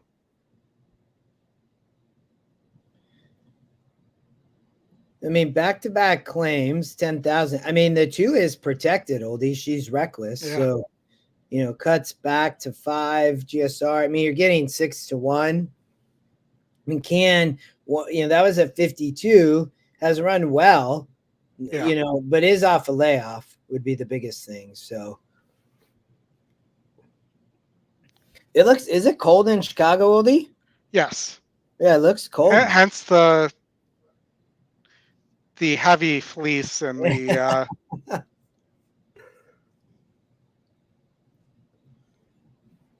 we've had warm, we've had cold, we've had warm, we've had cold. It keeps going back and forth. Yeah. But getting back to Hawthorne here, I thought that I don't disagree with you on the 2 a little bit, Oldie. I mean, if somebody might run well, maybe the 2 can. I didn't really love this race just from a betting standpoint. I think there's some better races to go on is what my thought process was. The maiden special in the last was really interesting, but we can let's get back to Gulfstream for pick 6. Leg 3 turf race. I think there's going to be a lot of horses finishing. It's going to be close at the line. Odie would be my perspective here on the turf, but we'll have to see. Bluegrass Dan, that's a great comment. So there was some talk about the 8 here in race 8. Yeah, that's Gaff, Yep. right? And that's the horse that has won more than one time in the non-winner of one race. 2. If I that's next race. That's next. That's the yeah. This is the one horse though has won twice. So is the 3. So Yeah, this is the one with the 11, the long shot on the far outside that's currently sitting at 15-1, 24-1 now. Sorry.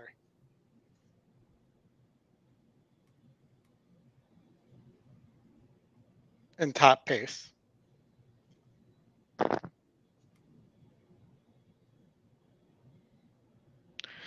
Charles is 2-3-8-9 here. Jennifer 3-4-10. Long shot is the 6. The 11 was your bomber here, wasn't it, Oldie? Yeah. I mean, yesterday I did pretty decently with those bombers. Yeah, 54-1. And almost got that 10 horse 2 races later at Gulfstream too. In the race, Justin, you called that 9. mm-hmm.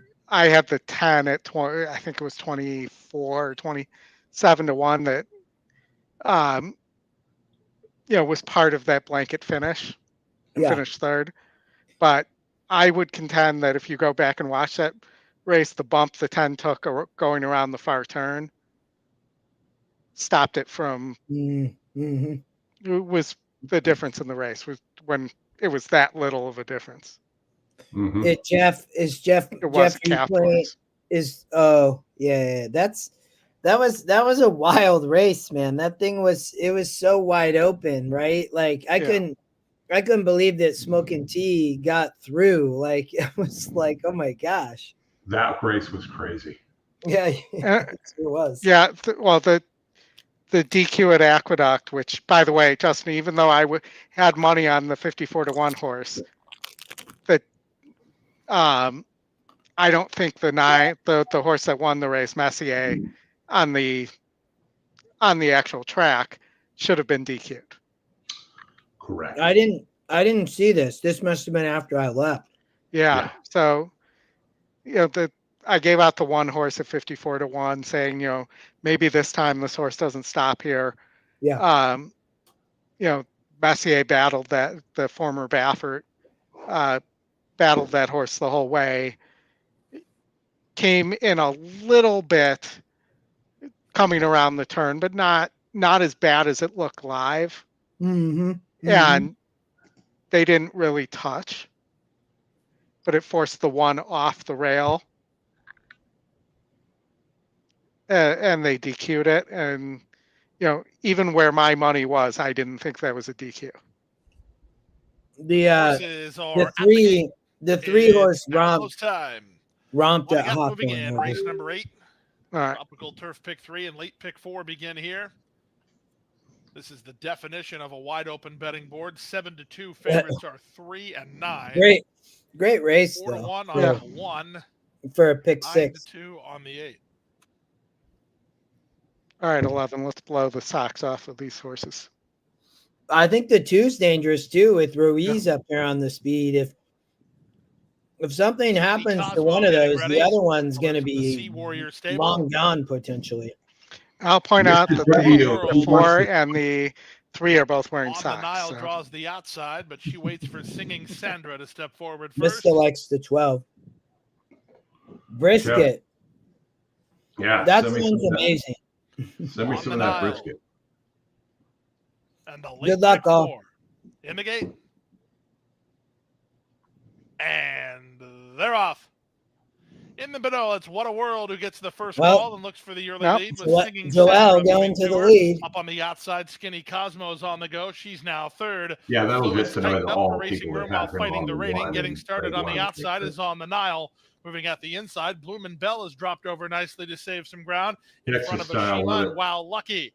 Out a bit deep on the course went Goats on a Tree. Second last while on heels was Where my April's goats belong. Diamante, and the trailer is Sadie the Goat. Round the first turn they go. What a World and Joel Rosario on top by a length and a half. Skinny Cosmo second. Boom and Bell third. Singing Sandra is there fourth from Ashima, who's covered up while racing fifth.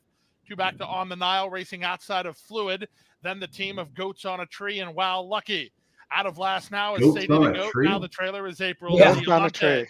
Field of 11 the separated 9. by about 10 lengths in the run, half a mile from the wire. They went to half in a strong 46 seconds flat. What a World has the lead. 3 wide Singing Sandra, 2 path Skinny Cosmo. Boom and Bells had a good grid trip for Gaff. Irad She on starts the to 1, progress. right? Ashima deciding who Oh, she there wants goes to the follow. tractor Irad beam looks on like the he'll 11. follow Tyler on Booming Bell. Trying Yep. to wind it up Second from the is back that, is to the Goats on a best Tree car. as they reach the top of the stretch. Ashima launched 4 wide as Boom and Bell carried her through traffic. Boom and Wow. Bell the leader. On the outside, Ashima tries to go Hey, get her. Reed. Boom Oh, and not- Bell with the kick. She's an eighth of a mile from home and 2 Hey, on Reed. top. Ashima Looks shifting like, ground. Now second, well clear of super the other. right. 16th to go. Boom and Bell has the They're lead, not and she's wide open. driven out. Boom and Bell off a good trip to victory to win by 2. Ashima Wow. was Yeah, second, was and was the- well clear. They of was Sadie the the Goat, who horse got it for that, third, and fourth was was Goats I mean, on you a still Tree. got a 133. you still got a Nice. suicidal pace there. The 3 just wasn't good enough.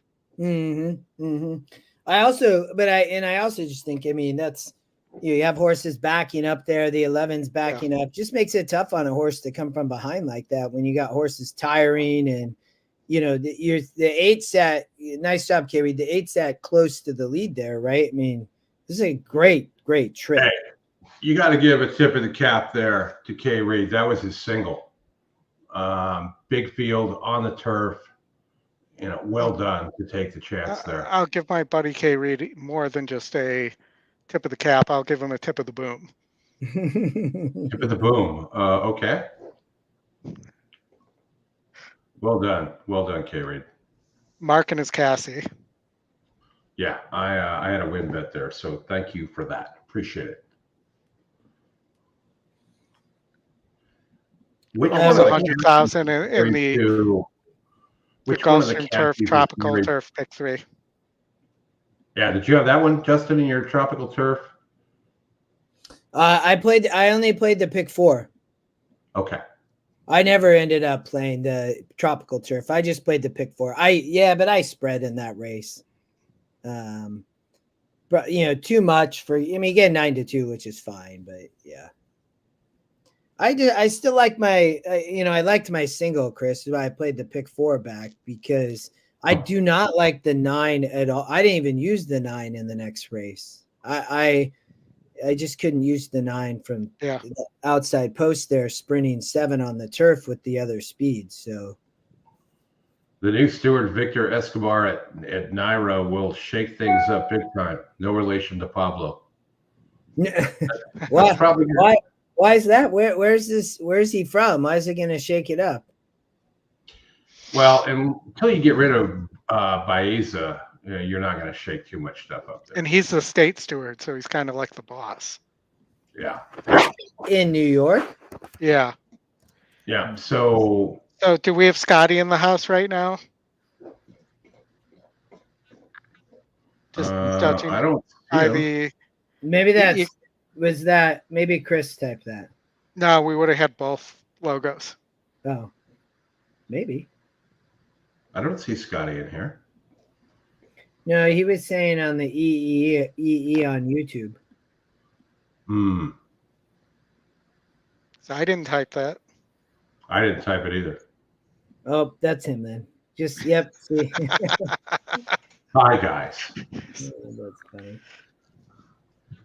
Don't be camera shy. Well, at the same time, I'm looking at Sunland Park, and there's a horse that says, "Don't be a Karen." Hey there, you got quarter horse running. Bell was number 1. Ashima was second. Number 6, Sadie the Goat ran third. Number 9, Goats on a Tree was fourth. Number 3, Wow Lucky ran fifth. Goats on a Tree. 2, the final running time.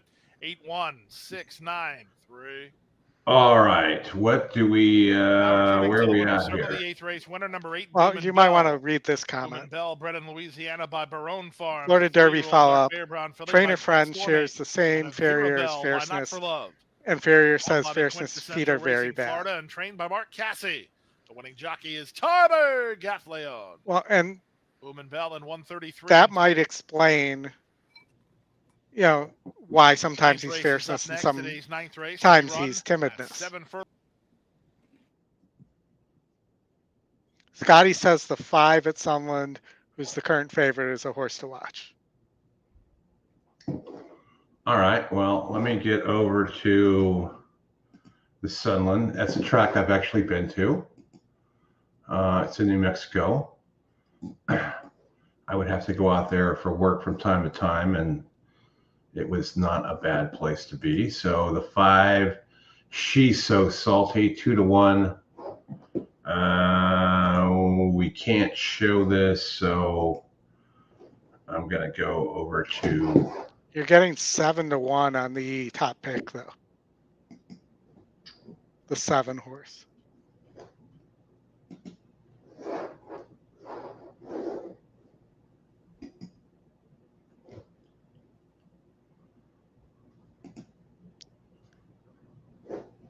Just saying, top SOR. It's an interesting race, though. You got a money bag and a long shot, and 10% on the long shot.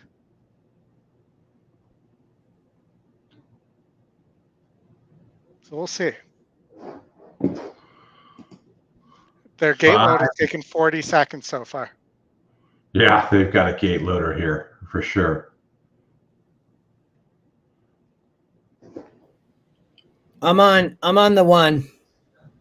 Justin's Don't on be a the 1. Karen. Princess is in the gate. You're a little big to be riding that horse, Justin. Oh man. Maybe if it was a 1 1/4 horse. Mm-hmm. And last alone, Vera Jess Corona. All right, they got this thing loaded in what, minute 30? They're all in the gate. Not 30, not bad. Up. And there goes Don't Be a Karen straightly Crazy. into the. Yeah, they don't back horses out at Sunland either. They just Missing the reposition. start completely where She's So Salty, so she's in trouble. Gracie Lou draws first blood on the stand side. 6 Vera is Jess rolling. Corona's putting in a major Come on, effort. Karen. Gracie Lou No, the second. 10. And Don't Be a Karen. It's going to be Vera Jess Corona to win it by a length from Gracie Lou. win it. 1 outside post. Win it. By the way. 5 got to take the break.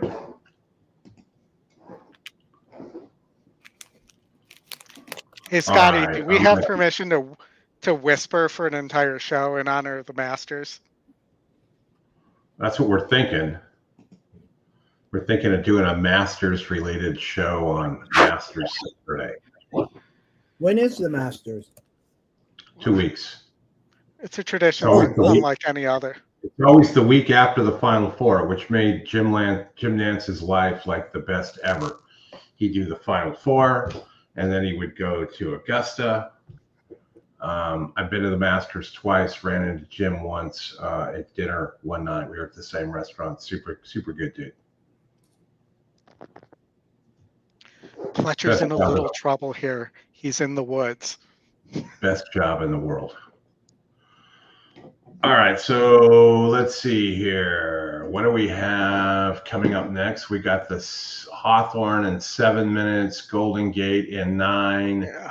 and then Gulfstream Park, the late pick 3, coming up in 15 minutes. So what do you guys think here at Hawthorne Race 4? 5 furlongs. Track is on fire. So these 2 picks here are hitting at a pretty high rate. You got 31% on the 1, 23% on the 5. The 2 is the long shot. And he has the bug award. I am going to flip this over to you, Oldie, to your desktop, while I go shut up a dog. Yeah. So, this looks like it's probably pretty chalky. the one, the GSR doesn't really say dirt, didn't really run at Turfway, so maybe this horse is vulnerable. Odie, I think on the one, if the horse, I don't think the horse might not get the lead. So if the 4, I really do think that the 4 and 1 could duel in this race. Odie, was my perspective. Well, and I was going to talk a little bit about the 5 getting Chris Ama here. Well, it's the second EquinEdge pick, right? So, yes. And another horse that doesn't really look like it's bred for dirt. So let's see so the 7's kind of interesting from a win percentage and GSR combo perspective. I mean, Santino rides. She, it's not a great trainer, but I'm assuming this is like bottom level, Odie, of 5,000 claimers. So. Yeah, if you look here, though, none of you don't have high percentage trainers here. And the 2 that you talked about that are probably going to battle on the lead are your 2 highest percentage trainers. Yeah. But I mean, on these bombers here, I mean, I would be looking. I think when Aunt Stella off the pace, maybe with Santino, she could come off the pace. Yeah. I thought that maybe the 5 Go Storming Girl, might be able to. I mean, has been facing tougher oldies, so drops and was running really well at Hawthorne last summer. So, goes on a layoff. They did try to debut at Turfway, Oldie, but I think they probably just realized that wasn't a good idea and came back home. I think this is where the horse fits. I would be looking at the 5. I think the 1 could win the race. You're getting an okay price at 3-1, Oldie, I would say. On the 1 horse. The 3 horse is the favorite. I'd be looking at maybe 1-5 for me here in race 4. Yeah, no, I agree. The 3 horse ran twice at Turfway as well. And, ran at least. So there's that. I mean, that may be why this horse is currently the favorite. It's not like it lost by 50 lengths. And then, the 7 second off the layoff broke slow last time, but if it breaks like it did in this FanDuel race, you might have a more competitive race from this horse. I just don't know if this horse might need well, I guess it rated there, but it might need the lead too for Castro. And it's 0 for 14 second race back too. So the 4 is definitely cheaper than the 1, Oli, I would say a little bit. So the 1 looks to be, has a lot more back class, obviously. You have an 8-year-old mare in the 1 versus the 4 is the 7-year-old. But to me, the 1, they're both coming out of 6 furlong sprints. The 1 coming off the Tapeta and gets back to the dirt, Oldie, but did win. I mean, the thing about the 1, it has run well on the dirt at Hawthorne, right? So, but did this horse get old? Because those Turfway, it won a race at Turfway last year, and running against similar this year, it's breaking slow. Not showing the same kind of speed. I wonder if this horse got old between 7 and 8. Yeah, I mean, the morning line still has the 1 at 7-5. So at least from that, I mean, an okay price for me on the lead. Maybe the horse will end up, it's 3-1 currently. So maybe if the 1 breaks slow again, the 4 could get an easy lead too. Yes. That we're not anticipating. The 4 just, I mean, they got an easy lead in 1-42 and then stopped, kind of at the top of the stretch and barely lost, at the end in a 46. So, yeah, and I think in the chat, if the 1 and 4 duel would play the 2 and 6, I mean, I don't know if the 2 is, the 2 versus this field's really going to have to step it up. I mean, maybe he can come off the pace. I Oldie, you talked about the 7. I don't disagree. I thought maybe the 5, I would say would be the horse for me. Yeah. Jay, to come off the pace, but the 2's the long shot. So Track's on fire. I think win percent, right? So top win percent is the 1.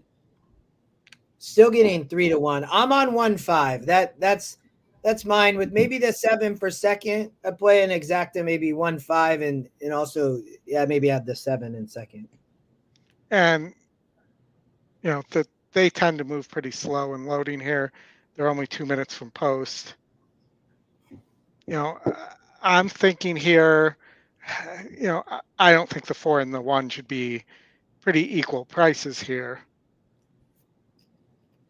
As I look at this, I mean, something like a 4, 5, 7 try for me.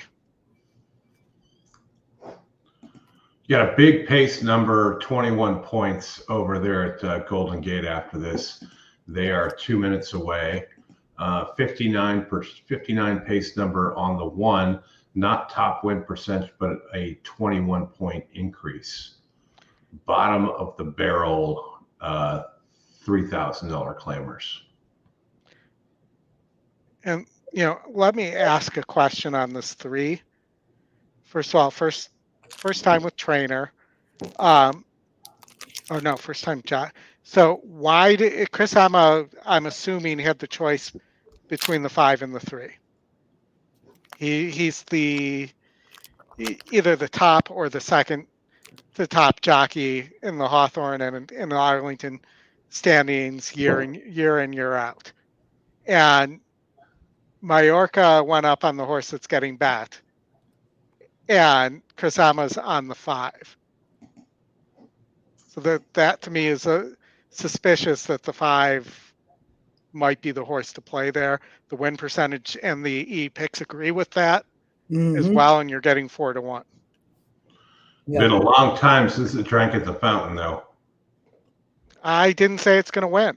I said I'm using it in a try with the 4 and the 7. Has run a lot of great races, Chris, recently, but to your point, has not won. No yellow. 12% win place show takeout. I will point out that there's only $16,000 in the pool for win right now. Oh, it's up to almost 18. And only 2,000 in the double pool. There's 19,000 in the exacta. Yeah, that's not bad. That's where I'm headed. I need to Golden make Gate's about to go off as well. A long shot here or a bigger price. I think I might go with on Stella. Stella. The 1 at Golden Gate's currently at 9-2. We talked about that horse. These guys are going to run over each other. Golden Gate is beginning the load. The red light is on. So because we can show it, we'll go over there. 6 to go 6 furlongs, 6-5 on the 3. Awesome dude. Man, why can't they get an iPhone so we don't have to watch the earthquake? Well, maybe this time there's an actual earthquake. The best earthquake one was the Vic Stauffer race at Hollywood Park. We could probably show that on YouTube because Hollywood Park doesn't exist anymore. Somebody probably still owns the rights. Yeah, I'm sure Scotty will get an email, and I've already got him one email. That's enough. You got him one email for 7 nations. Yeah. So, you got 4 tracks running today, and Golden Gate and Hawthorne are going to run right over top of each other. That's just awesome. Genius, I tell you. Yeah. Yep. To the 2 tracks that probably could have benefited most from the fact that they're running in. If if they tried to script this yesterday, they wouldn't be able to do it. but literally they're going to run on top of each other. Golden Gate's going to go off first.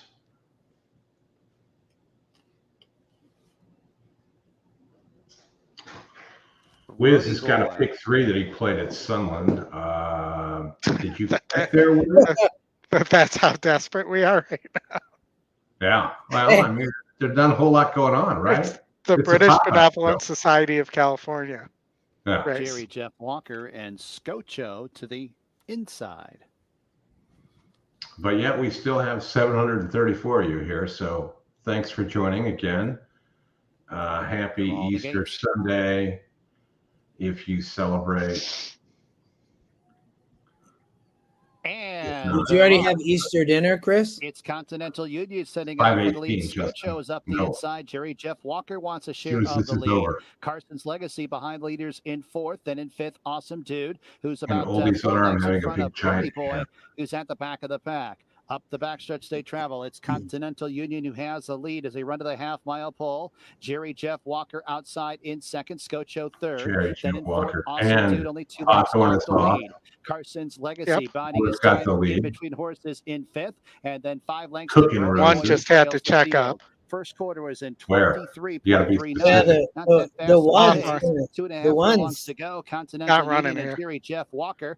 These two spar Can we for just the top stop the spot. race right Awesome now Dude because under a it busy is ride in third. 4, Carson's Legacy 5, takes the 7 overland right route. now. Scocho's at the fence, and Brony Boy They trails won't. the I field tried, at Oldie. They the won't let me top of the stop it. They stretch. won't let me Jerry pause Jeff it. Walker and Continental Union. These two continue to battle on the front end, and Continental Union comes back for more along the inside and has Looks Looks the like lead it's over going to be Jerry Jeff 7, Walker. 4, and Awesome Dude third. 7, Scocho 4, fourth.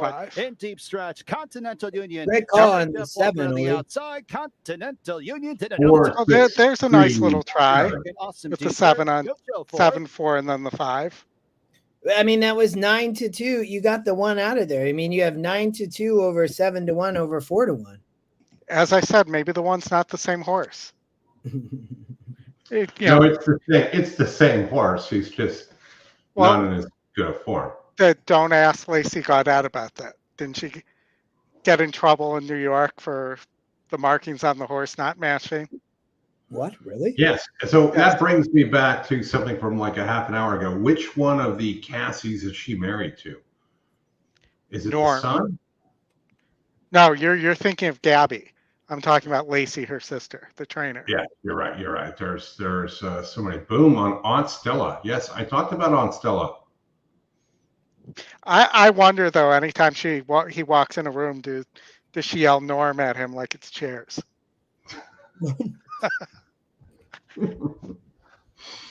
I'm guessing not. Yeah, 3-5, Jennifer on the 9.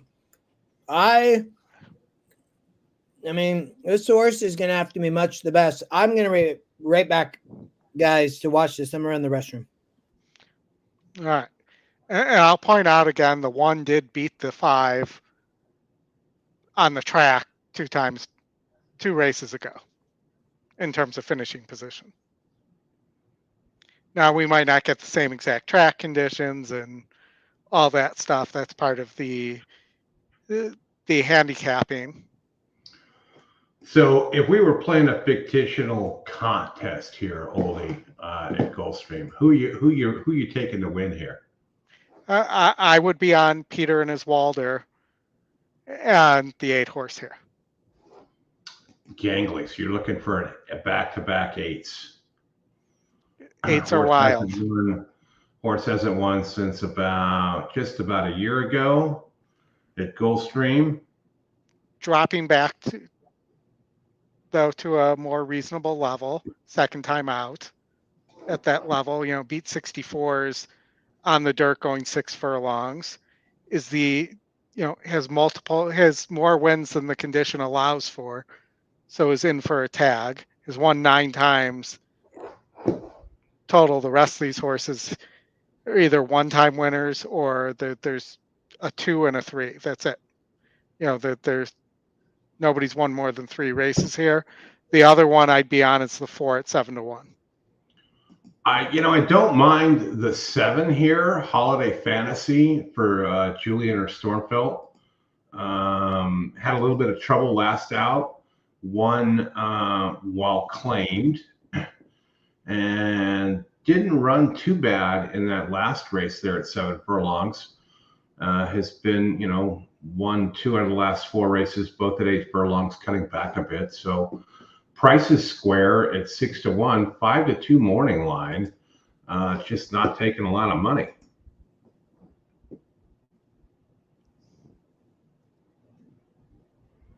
Jennifer's going with the 8 here at Gulfstream, 16-1.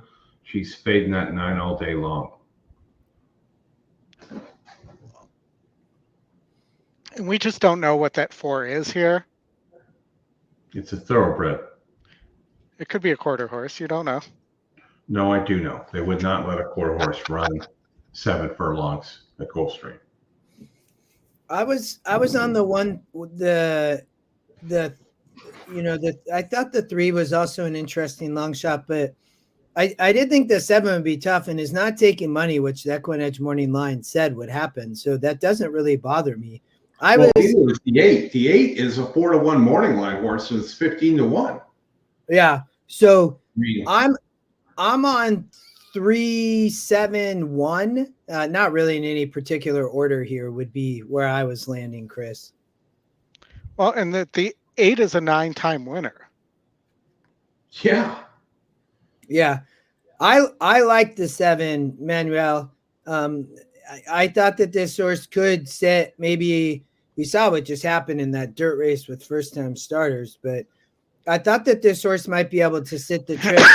The same thing I would say for the 1 or the 3. Ruiz on the 3. I know, Odie, I showed you some tickets earlier. I like that horse quite a bit, but I think at a price of 13-1 for a long shot's great as well. It's now post I'm gonna time. Keep in mind that Safi's putting the bug aboard on the 4. Classify So Paco Lopez for Safi Joseph I'm going to give a Jr. little love to the 8. Into line first, Mauna Kea bound. Now Belts and Brooks. And I do like Friesel. the 7 a bit too. I have an 8-7 exacta. Apocalypso.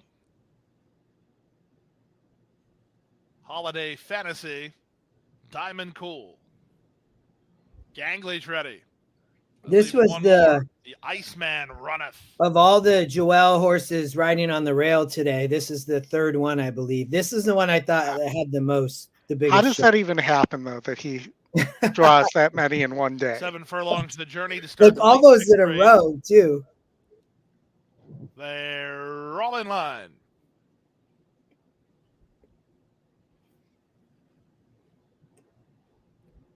And they're off.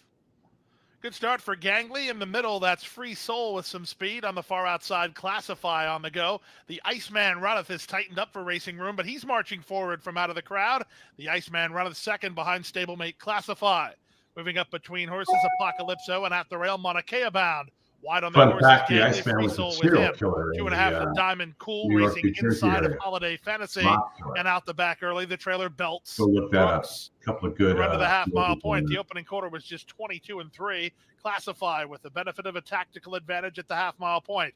He has it by a length. Gangley moves after him right now from second. Free Soul. He's between horses third, shuffling back the Iceman Runneth.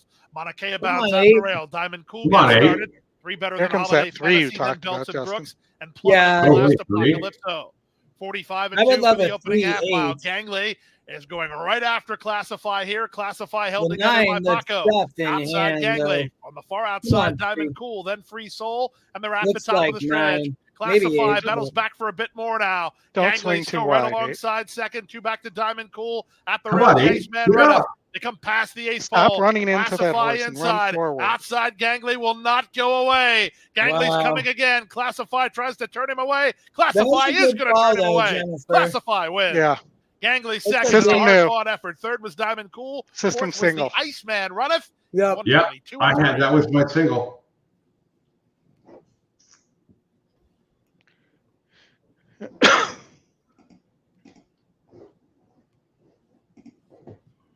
Well, No, although- good try.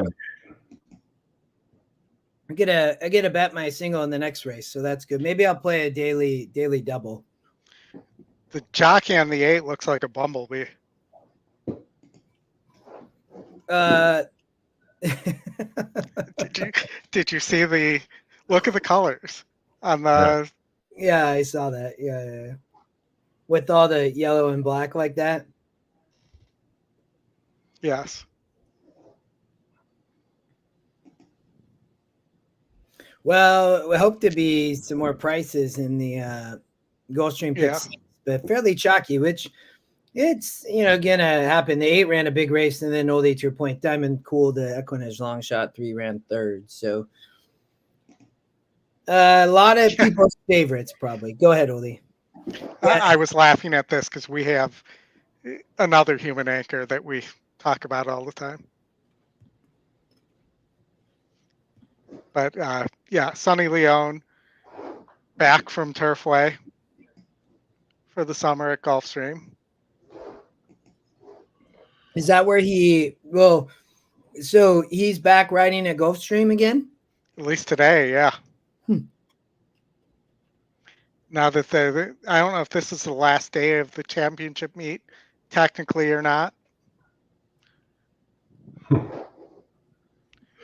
Way to go, Jennifer. You're officially in the group now.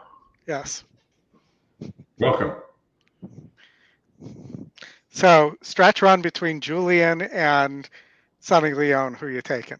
I mean, we'd love to see like a full match race day of Sonny Leone against Leperoux. 8 races. I mean, Sonny's won a derby though. Yeah. Yes. Yeah. All right. Well, we got Sunland coming up here in 6 minutes. I don't see Scotty in the chat anymore to know if we have anything good going or if he's moved on.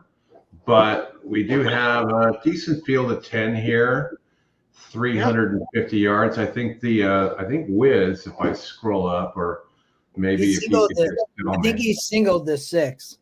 Yeah, 6 looks tough. Yeah, and this is a good play, right? 8-1 morning line, down to 2-1 favorite. It is the long shot. 4 for 14, one last out at 440, cutting back, slight GSR drop that doesn't bother me. Did win at 350 out at Zia back in November. Seems to be doing well. So certainly one to look at here as I like to kind of go through these win percentage wise. You see it's the long shot, it's the top win percentage, it's top GSR with a square, which is nice. 2 for 5 at the distance. Jock trainer is 20%. Just a cut back here are the only changes. Blinkers on with this 5 down here with the 1% horse. 1 for 9 off of a pretty big layoff here of over a year. Probably one that you could draw a line in. Although these sores are in line, looking at trouble that this horse may have had back then flat, just hasn't really run. So likely one that you could get rid of. When you look at the 1 here, 400-yard winner, another one coming off a bit of a layoff, did win a grade 1 last out and ends up here in an allowance race. I'll caution that is a state-bred grade 1. Yeah. And Zia Park. So is that's New Mexico? Yep. Yes. And the off the layoff score is only 3% there. Yeah, another one we could probably get rid of here, which gets us down to the 2. The second pick, 350 last out here at Sunland, kind of ran it down. 22% trainer, certainly a useful type here. 4-1 EE morning line, you're getting 7-1 there. Second off, which is not a bad deal as well. The 10 outside post here at Sunland, do well, but it's not as good as like at Riadoso or Los Al. Another one here, cutting back. What do you think of the 8? The Ocho? Yes, the Ocho. I think it hasn't won since 2022. There you go. Scotty's back for Sunland. The A horse is the top pick, but it is this big SOR drop. but the win percent is just so low, and the pace number is low. Yeah, Scotty's talking about the 6. Where we had spotted that one. We're kind of trying to find something to pair this one up with. The 9, 9. second last out, steady gain, cutting back. This is an angle I do like when you're going for 400 to 350. Picking up here at 400. I would expect this horse to be, to get, DQ'd last out. You've got some time off here, 21% trainer. Certainly one that'd be useful as well in terms of a wager. The 4, looking quickly as we got 2 minutes to post here, 32K allowance, kind of running at the same level. Bought gamely, had some hit gate. This horse needs a decent trip. And you can see it's getting bet 10 to 1, 8 to 1. EE morning line doesn't like it. 14% there and 0% second time with the horse. So some level of danger there. 7, another one, ran at 350 in a maiden special weight, then ran last out, didn't run well at all. 23 to 1, not getting bet. 9% trainer. I could probably get rid of that one.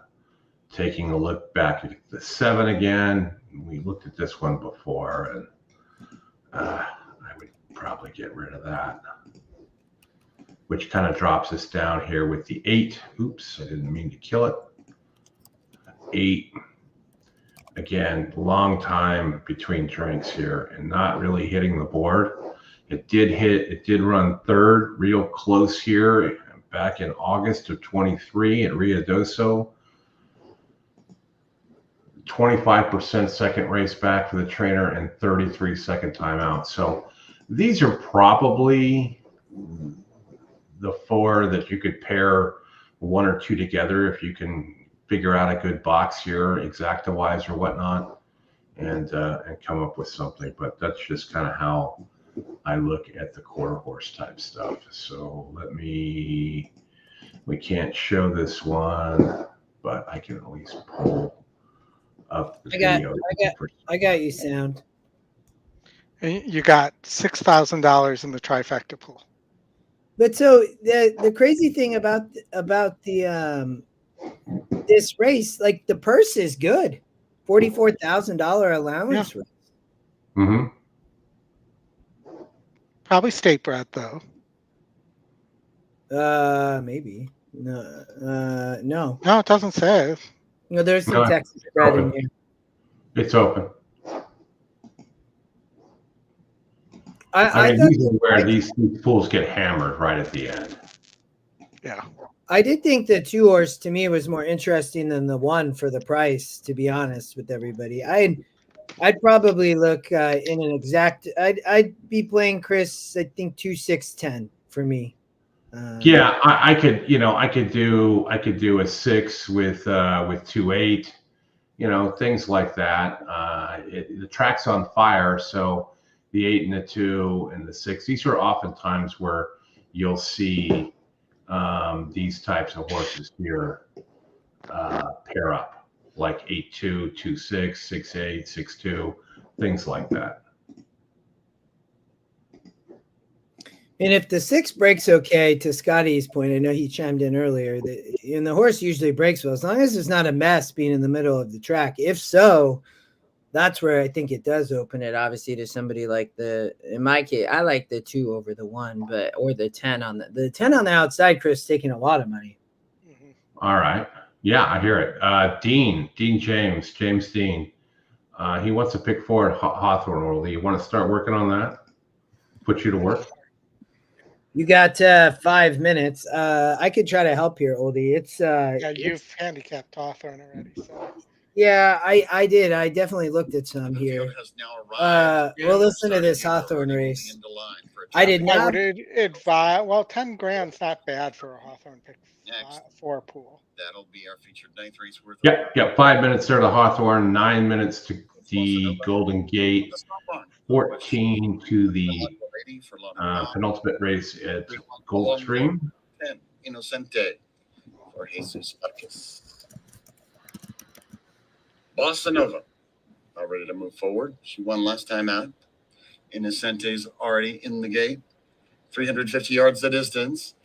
Milagro Lady coming off a very profitable score at Zia Park in a big 6-figure stakes. This will be her first race in a while. It's insane.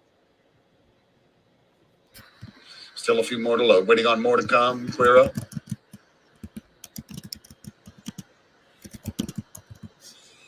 Vindicators in the pink.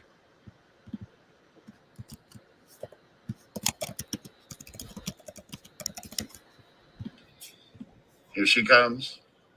Rock Candy DF. Set. 2 back. More to come. And just for your lady. Getting lots of late attention at the windows is Bossa Nova. The 6 Your lady. needs to break. And they're set. Heads turned. Don't like that. Didn't And break they're also well. winning. Bossa Nova That was brutal. is defeated. That was. There goes You could Jess. see it. You could see that in the setup.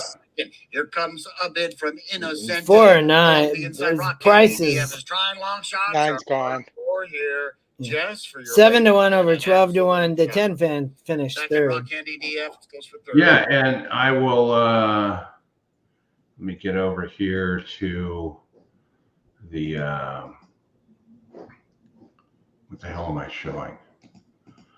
Hawthorne. I mean, look, I dropped how many horses here and ended up with one of these 4, and it was the 9, 8 to 1. So that's one thing that I like about the tool. I'll pump the tool here for a few minutes, hit the like button. You know, there's 3 races a day that you get for Scotty not happy. You get 3 races for free a day, which is something you can go and kind of track this stuff, but it's not bad. I mean, look, the 9, when you look at what we looked at before with this horse, had not won in a long time, since 21. 21% on the trainer, and the horse broke well. It avoided trouble, steady game effort, and that's what I like here. This was the one where it was coming off of 400 races and running close. And, you know, the one race in February, and then you had this one back in November where it kind of did the same thing. So, you know, would I bet the mortgage on that? Probably not. But, you know, if you're looking for an 8 to 1 shot, that was it there. I did not have the 6-9 combo. I did have 6 with a few other ones, but just a few bucks on the 9 to win just because of the price. All right, Golden Gate, Oldie, race 4. What do you got? You had me putting together a Hawthorne. I was trying to do. I didn't play a Oldie. I didn't play a. I like the 6 in race 7 at Hawthorne a little bit. Yeah, I've got your EE up, Oldie. So get the right screen. There you go. Maybe something like that. I like the 3 in the last race. The Ravelli. No, not the Ravelli. I would say that I would have to have the 6 here as well, knowing this track and these trainers. If you get 9 to 2 on the Ravelli and it's the top E pick, you should probably run to the window. See, I think that I'm surprised that I thought that horse would take money. I don't disagree with you. It's yeah. Bluegrass Dan, real quick, I will tell you that in 1996 in Fresno, California, I was the only compact dealer within 400 miles of the center. So I sold a ton of those things, and the compact 386 in the lunchbox configuration weighed about 48 pounds. So yes, I know that thing was heavy. See, I think it's the picks in the last, Justin. Yeah, And now Oldie, the company that Oldie owns or works for, not owns, but This will be the bought final Compact many, many years ago. including late pick 4 wagers. They are moving towards the gate close to starting time. Peter Galassi. I thought this first race, Odie, was tough to me. I thought. Yeah, that's what I'm going with. I thought the 4 and the 7 were the most interesting here for me at prices, and then the 2's not taking any money, but I thought the 4 and 7 were interesting. The 1 obviously is a little bit interesting on the pace too. So Yeah, Jeff. I'm sorry you still live in Fresno. Move out here to Tampa. It's much nicer and cheaper. Whereabouts in Fresno are you at? We send all our best people to Fresno.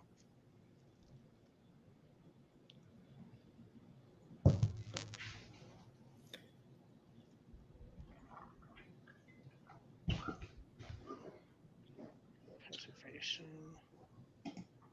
61 GSR. Tired of clicking that. Draws Loveberry. Yeah, so I'm going to play that. we lost Chris. He just disappeared. That's okay. All right, we got it. All right, so I'm thinking, as you are, first race is kind of a spread race. Less than a minute. Did you have something you liked other than the 6 horse in race 7 and the 3 in race 8? No, I'm with you. I use the exact same horses you did in the first race. I thought that in the next race, the 1 I did think was interesting, Odie, on the with the pace figure with Loveberry Ravelli in the next race, but I did spread. I thought the 3 horse was an extra interesting long shot, and then the 7 and 9 were both coming out of Fairgrounds. Now they're at the starting gate for today's race. I used 1, 3, 5, 7, 9 in the second. But and then in leg 3, to your point, nothing that I loved here.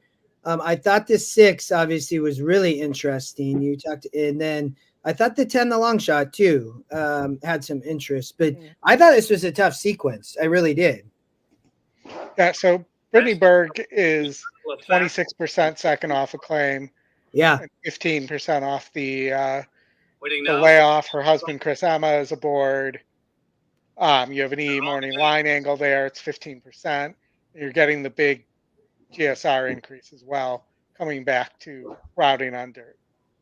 Uncaptured pulse acting up a bit. We use the same horses here in this leg. They're off. Towards the Sorry, inside. Jeff. Hit the wrong button. Lead uncaptured pulse came away well, moving up on the outside. With Sheriff Helen Kitty's family. Further out, Risky Boy and Gallant Buck. And on the inside, it's Boise moving to the outside. Time Heist and trailing the field. Kingswood as they move around the far turn.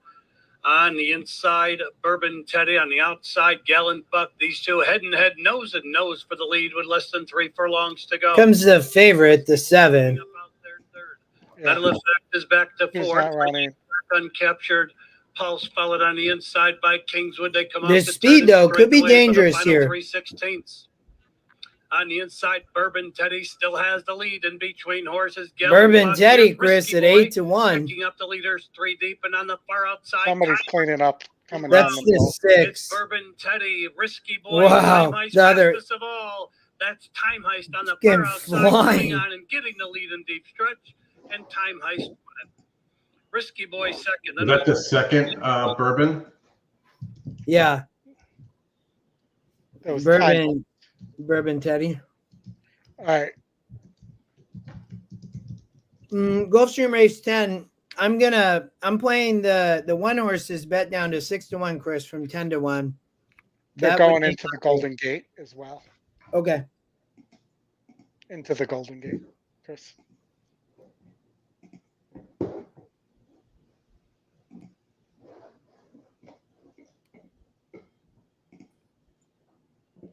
Off.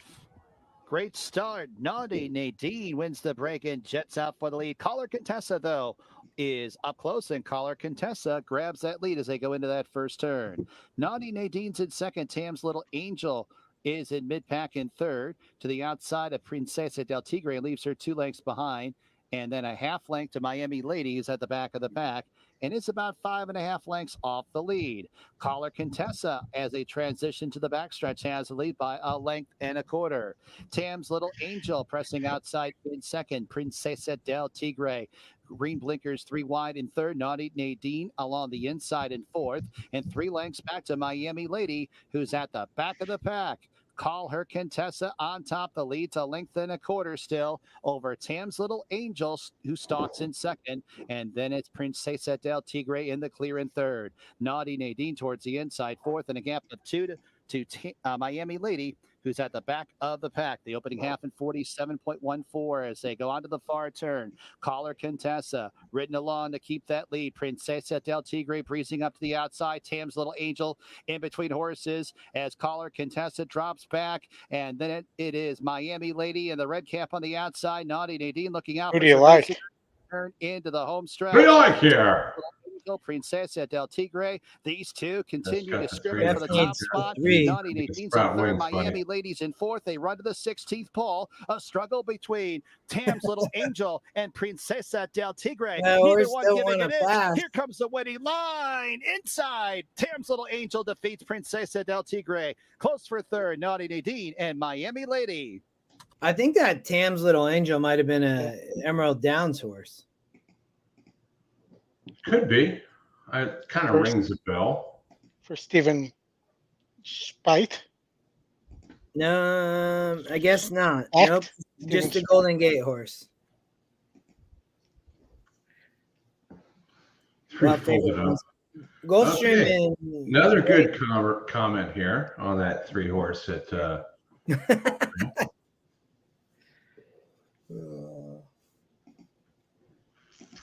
All right, so let's look at. I'm still on my single. I'm playing the 1 over the 6-9 in the exacta. That's Oldy and Chris. That's my. I like to put a win bet on the 1-2. That was my play. Really, I liked this horse. I think you could play a daily double too if you had some interest, but a great price at 7-1. Yeah, for sure. 7-1 singles are always good. Everybody should strive to have those on their tickets because then you can use the favorites in the other legs when you get a price. But when you're singling favorites and keeping them in all 4, 5, 6 legs, that's not a recipe for success. I didn't use the favorite, the 9 and the pick 4 though in the last race, so that's all right. I mean, I think I didn't look at the will pays on the double, Chris. I know that, or the probables. Sorry, the probables. The 10 is the 1 into the 10 is 27-1. So that's the big. That is the big favorite in the. I thought would be in the next. The 3 I think is actually the favorite in the next. The firster, the American Pharaoh firster for so 68-1 in the probables. So, and then the 4. I was just going off the morning line. The 3's the morning line favorite. Yeah. I'm with you. Sorry, I meant in the doubles. Jennifer's 5793 here. Yeah, I think the 7's being overlooked. As I mentioned. Last chance for a multi-race wager here. You got a late double. Then we'll get to the last race here around 6:20, maybe a little bit before, and we'll wrap it up for the weekend. We'll be back next Saturday. We don't have a schedule yet, but once this race gets done, we'll talk a little bit about the new Scotty McKeever shows. Well, and it is. Ladies and gentlemen, live racing returns to Hallandale Beach, Florida on Thursday. Next Saturday is both the Wood 1:10. and the Santa Anita Derby. And the Bluegrass. Yes. So if you're looking for free PPs, Facebook user, not sure who you are, if you have an ADW account and you bet like $5 a day, they'll give you free PPs all day long. At least they do on TVG and Twin Spires. Other than that, it's going to be tough to find them. You could do some searches out there on social media. There are some tracks that put their own up.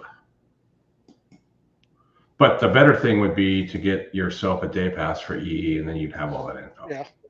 Bruno works are coming soon. We're going to have the race, see the race before it happens as well. So good stuff. Just a lot of programming work to get done. I did see a version of the works incorporated in this morning. Jeff, I'm assuming that's 3 died with 1 10, not 3 through died with 1 through 10, because that would be a bad wager. All the horses with all the horses. I guess that's one way to do it, right? Odie, will you grab the WhatsApp chat and drop it into the chat here, just so people can kind of get, if you just got back into betting like the last user. The horses are at the Good gate. stuff. You'll get in them tonight or tomorrow. It'll be kind of dead midweek. Kind of ramps up as we get through the weekend. Number so 10, first half don't of the be late surprised double. if there's not a lot of content tomorrow. Oh, come on. There'll be a Mahoning Valley share in there. Yes, and I don't want that. 5-2. Don't look back at all. 5-2, St. Pat's Day. Just teasing. Teasing our friend Jokes Topher. up going forward. Kelly Breen trainee under jockey Joel Rosario. Now the Glen Hill horse. It's Wide West. St. Pat's Day. And then draw the outside Quali. Will complete the line. Quali. There in the gate. Sounds too much like Qualysis.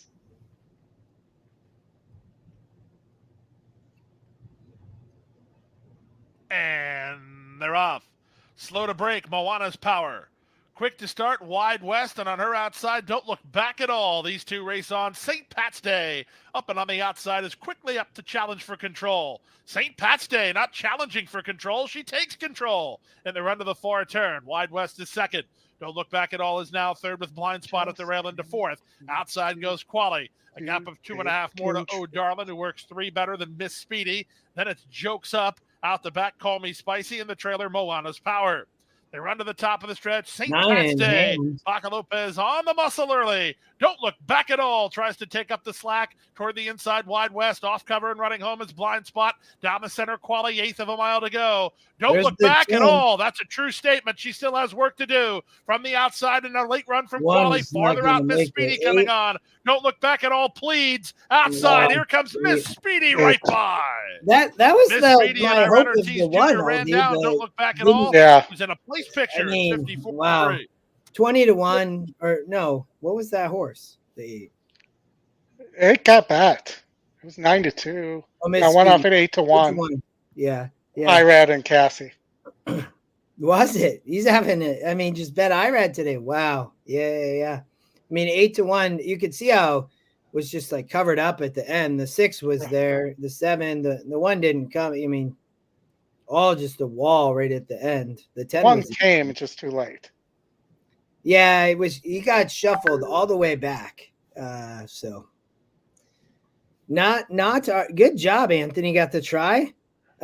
Jay's alive. I like it. Jay has the 8. Let's go. LA, are you alive too? Yes, he is. Nicely done. Yeah. Very nice, guys. Hopefully we'll have a nice big bang for you at the end here. Or boom. All right.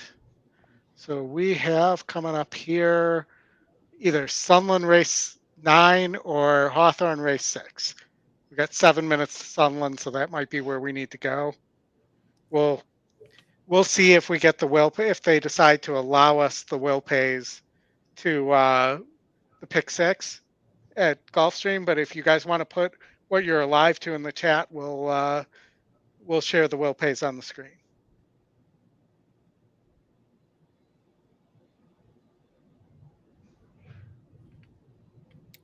Are you? That's it. I think with the big pool, I mean, there was some chalk, but it's still. I mean, you have a lot of dead money that was in the pool there. So I think you could be looking in the 15 to 20,000 range. no, I would be surprised just because of the couple of chalks would be, but we'll have to wait and see. All right, here, let's go through and see. So you got 8-1 here. Chalk. To start. So you got 9-2 there. You got 8-1 there, and then the start was 340. So you're going to have two $19 horses, two $4 horses, and an $11 horse going to the last leg. I don't think with that pool that I'd say between 8 and 20. What was go back to leg one of the pool, Oldy. Leg one was a $3 horse, $3.40. Yeah, go look at the pool. Let's just see a pool update there. We had it at 5.4, but that's new money. That doesn't count. So figure 6.3 million in the pool, close to not too far away from 7. Yeah. And then you got $19, $11.20, $4.20. $4.20. I was waiting for that. I literally held and didn't say anything else because I was waiting for it. He was waiting for you to do that, Oldie. And if you live in Florida and you have a card, then you can have these, which helps my back pain and my anxiety of watching all these races.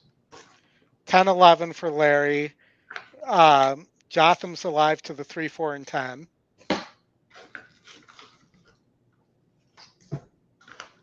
Right, so that just came up. Let's see if they gave us anything on the will pays here. No will pays at this time. I'm probably not being patient enough. No, they show them sometimes, and sometimes they don't. It's super annoying. Right, and I have no idea what they're going to do today. So no, we'll just be impatient and keep looking. I'll look on the ADW if we get something. Well, we don't have anything that much better to do. It's either that or go to Sunland Park. Oh, again. Did I hear Sunland Park? We got 3 minutes. We do. You want to give us some quarter horses, and I will stock the will pays.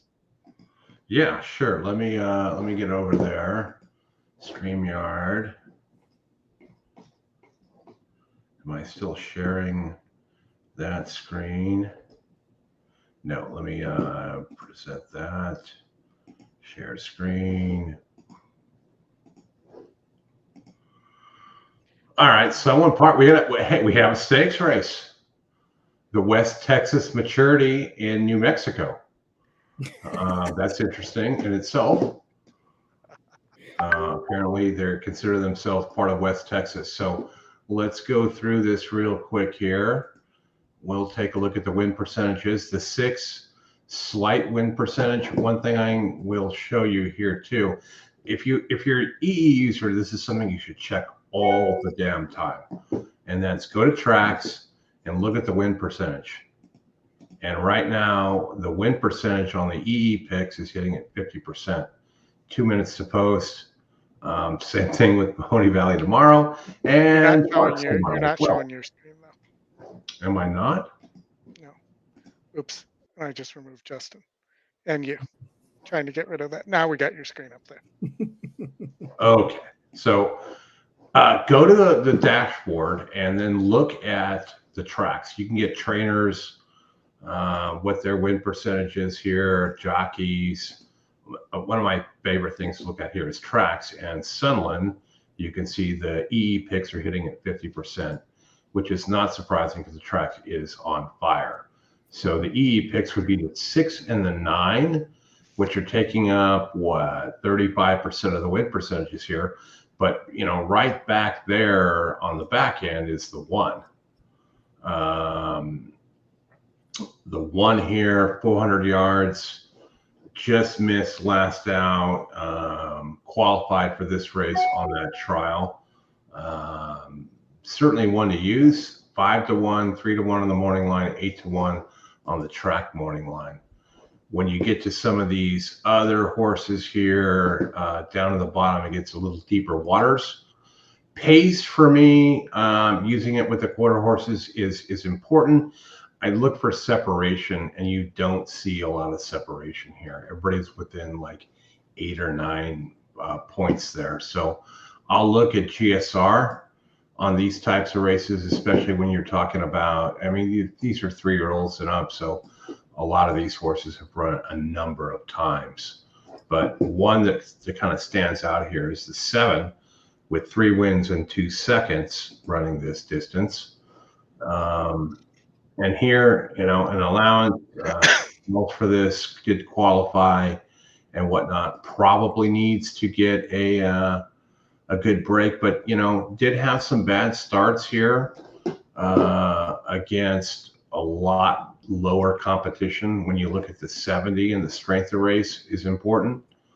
And that kind of gives you the top 3 there, which is the 9, the 1, the 3, the 6 not in the top picks, but is way down here in terms of strength of race. So definitely needs to step up. Winners of 3 in a row, including the maturity trial for this race back in March. Number of different ways to go here. So if we just did something like an exacta and we go $10 and do a $20 exacta and see what the system wants to say, it's going with the 6 and the 9 and the 1, the top 3 picks. Track's on fire there. So if you can eliminate some there, and I could think about getting rid of the 6 just from a price perspective. It wants to single the 9 and then goes with the 1 and the 7. Which, when you look at the probables there, the 9-1 is 25-1, 9-7 is 30-1. So not too shabby, but you do have to do a bit of handicapping here to try and figure out how the puzzle works. Not a lot of changes, just a jockey change here. We'll take a quick look at the trainer standings, jock trainer combos and whatnot. So that came up earlier. 10-4 certainly will land you a big giant exacta, but this could be a decent race, Oldy. Young bourbon colored band. Shaker. All right, excited to hear it. Did you get the well pays? Acting up. No, they're not posted for today. Gotcha. Just the pick 5. It's about 2,000 to the 10, 3,000 to the 3 and 4. The 11, who I think Larry said he's alive to,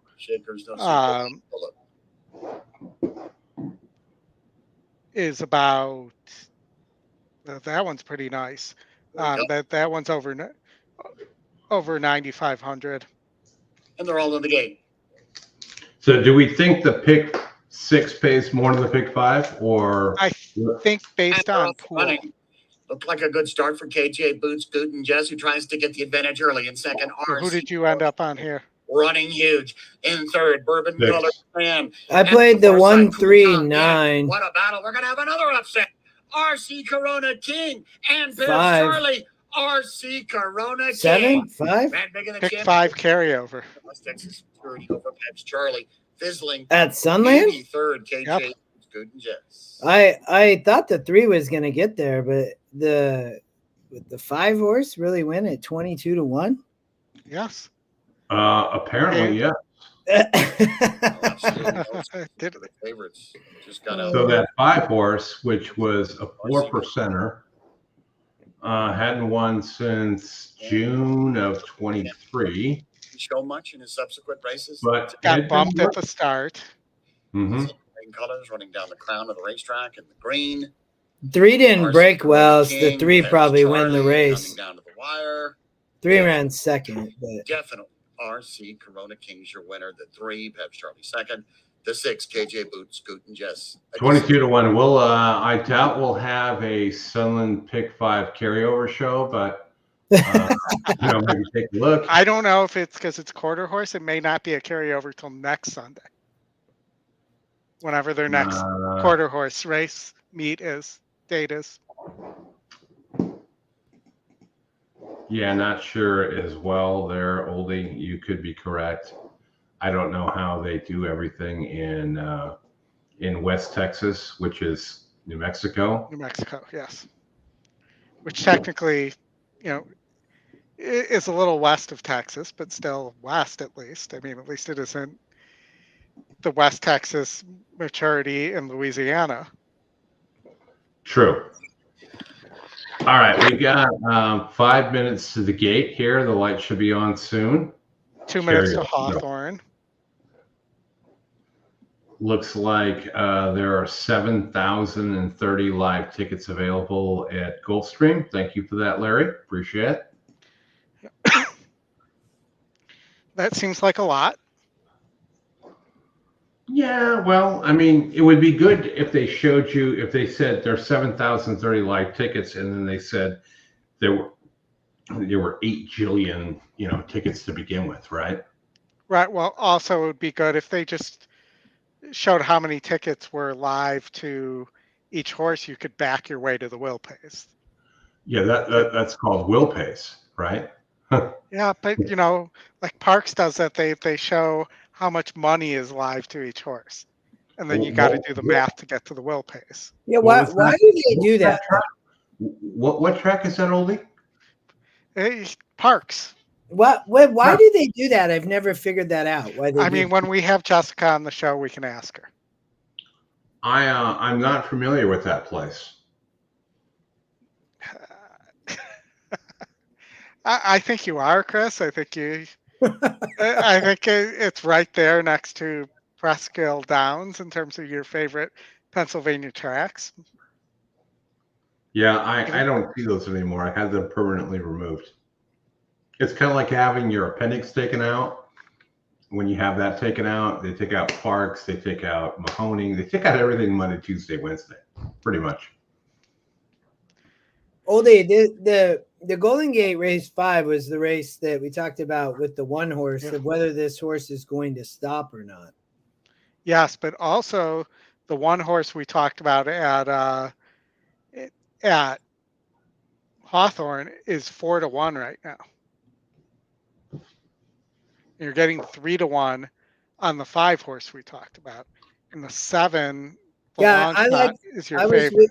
Yeah, I saw that. The 7 and 9 were interesting at Hawthorne. I'm with you on the 1 though. Like, I thought that the 1 and would we say 1 and 5? Yes. But that I'm with you on both of those. I thought that those were the ways to go for me in this race. But on the win end on the 1 and 5. So yeah, and the exacta probables. A 1-5 exact is paying 24. A 5-1 is paying 25 to 1. So you're getting pretty decent exacta prices too. I agree. Yeah. The 7 and 9 were both coming out of Fairgrounds, so over at Hawthorne. Yeah. So I can see those horses. That's moving towards the gate, close to starting time. They're definitely about a minute. Dropping in SOR, but the one horse at 4-1 on the lead could be not a Golden Gate here. We're talking Hawthorne, just so everybody knows. But I think, as you said, they're going to end up falling over each other. Probably would be my guess. Yeah, you could. We could get 2 tracks running on a single day, and they'll both try and go off over the top of each other.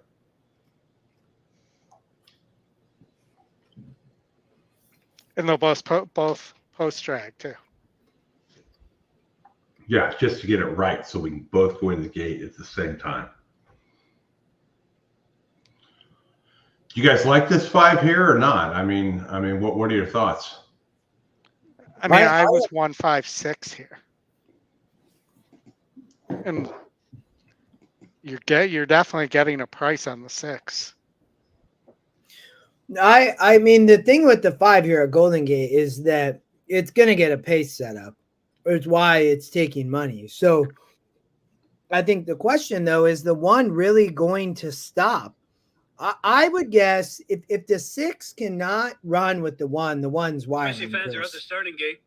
At Golden Gate. At 5 to 1, it's a great price. It might run second, would be my only perspective. I mean, if the 6 can press the 1, then it might, maybe the 1 stops. But I think the 1 could get loose. But if it does, it's going to set up for the 5.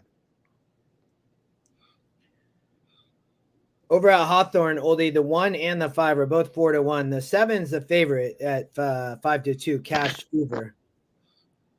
And if I remember correctly, the 7 had a big GSR drop because it would. Oh, but it's only over the furlong basically. But the 7 has a big GSR drop. And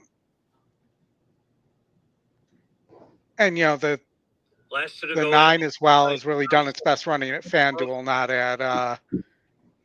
at Fairgrounds. Yeah.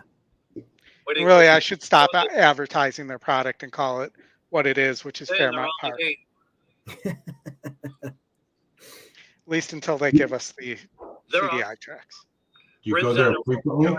Lead up on the outside. No, I do not go to downstate Illinois frequently. Further out, Cash Fever. In tight quarters there, Larry the Poet and Valiant West. And on the inside, fast cross traffic moving up. On the Larry the Poet. We have a poet in our chat. Buffalo Mike. Side comes Dust Dancer. It's the poet laureate of 5 goes off at 5 to 2. The 1 goes off at 6 to 1. Just an amazing price on the 1. The 7's sitting off a trip. Yeah. And then swooping up on the far outside, Dust Dancer. They're in the stretch. 3 deep. Here comes Cash Fever moving quickly for the lead. And in a blink of an eye, Butters had it right. Yeah, it looks like the 9 might get the 5 for second. It looks like, or the 4. Coming on, but they're all 7 just sits. Whoa, the 4. Cash Fever won by 5.5 in the end. Twirling Roses second. Valiant West. Well, came at Fairgrounds horse exacta there, 7 over the 9. So any of my Hawthorne people, have they broken ground on the casino yet? 3 years later.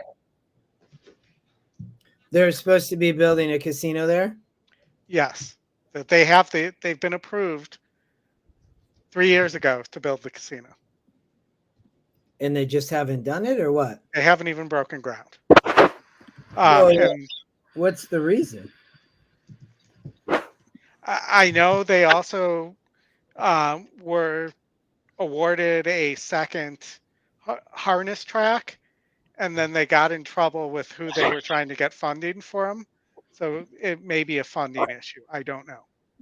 Interesting. I did drop the link to our WhatsApp chat in the number 7 Cash Fever here, so feel free to join. Red light should be going on here soon, right after the earthquake. And we're coming up fast and furious with 6 minutes left to 5 minutes left now to the Gulfstream Park finale.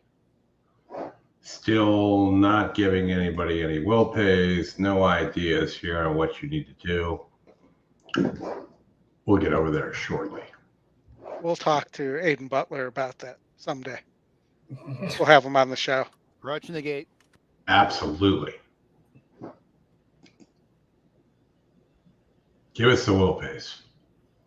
I'm gonna go with the 1 here, Oldy and Chris at Golden Gate, and hope that this horse doesn't stop up front. Okay. Okay. Fair enough play. I just think it's a good price at 6 to 1. It's if it can break well and doesn't get pushed by the 6, I think we'll have a big shot. Big time shot. Or as Razor would say, shot time.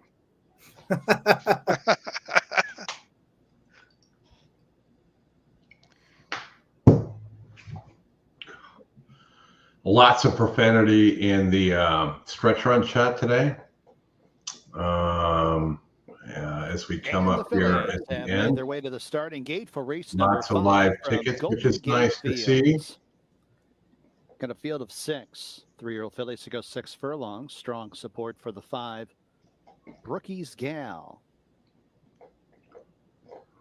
4 to 5. On Looks her. like Jake 7 to did 2 get on the something four, in, Super Oldie. Alley. Wasn't as big of a ticket he was looking for before, but I believe he's alive. Yes.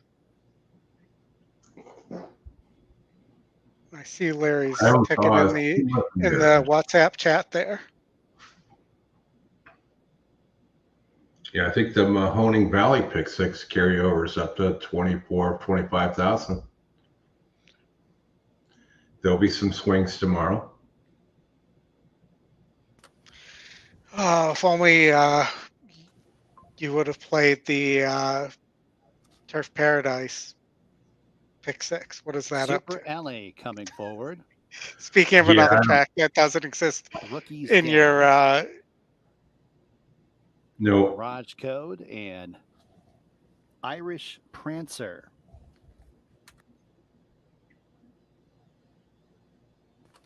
Irish Prancer. You're literally better playing Australian racing Monday, Tuesday, Wednesday. Up and Justin will in, tell you they're that. all in the gates.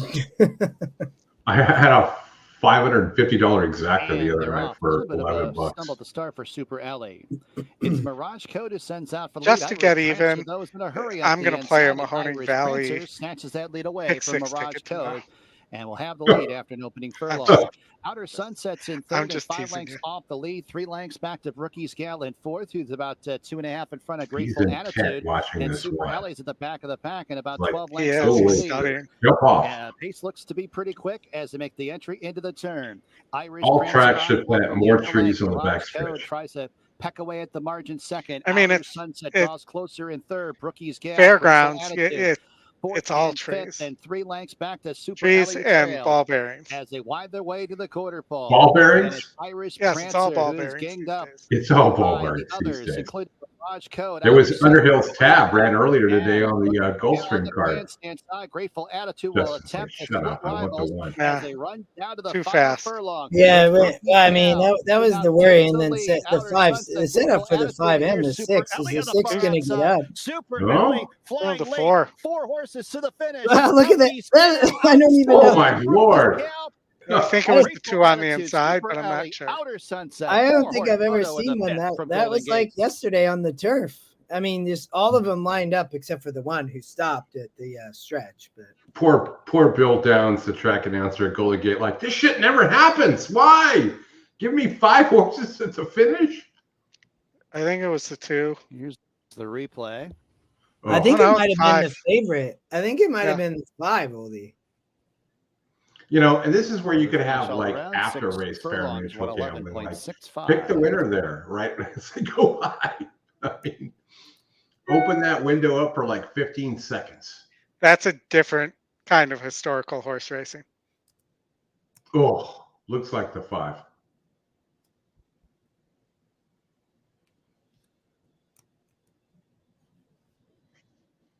Not 10K the- if the 11 wins. That's Larry thinks. that's what Larry's thinking. Yeah.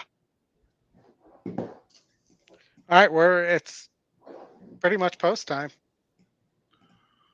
All right, let me, we'll monitor Golden Gate and tell you what we'll see here. We are at, The 5 just got posted. okay, the 5 got posted. All right, folks, this will be it for the week. Have a good week. We'll be back on Saturday. Definitely check out the Scotty and David Harrison show, The Road to the NHC, on Fridays. They're doing feeders and then to get qualifiers to get in the NHC. So decent show. I was on with them last week, kind of explaining different ways to do things. If you like playing contests, join the WhatsApp chat. We do a Wednesday contest, which is all of Gulfstream and all of Tampa. It's 17 races, usually 9 and 8. Win in place.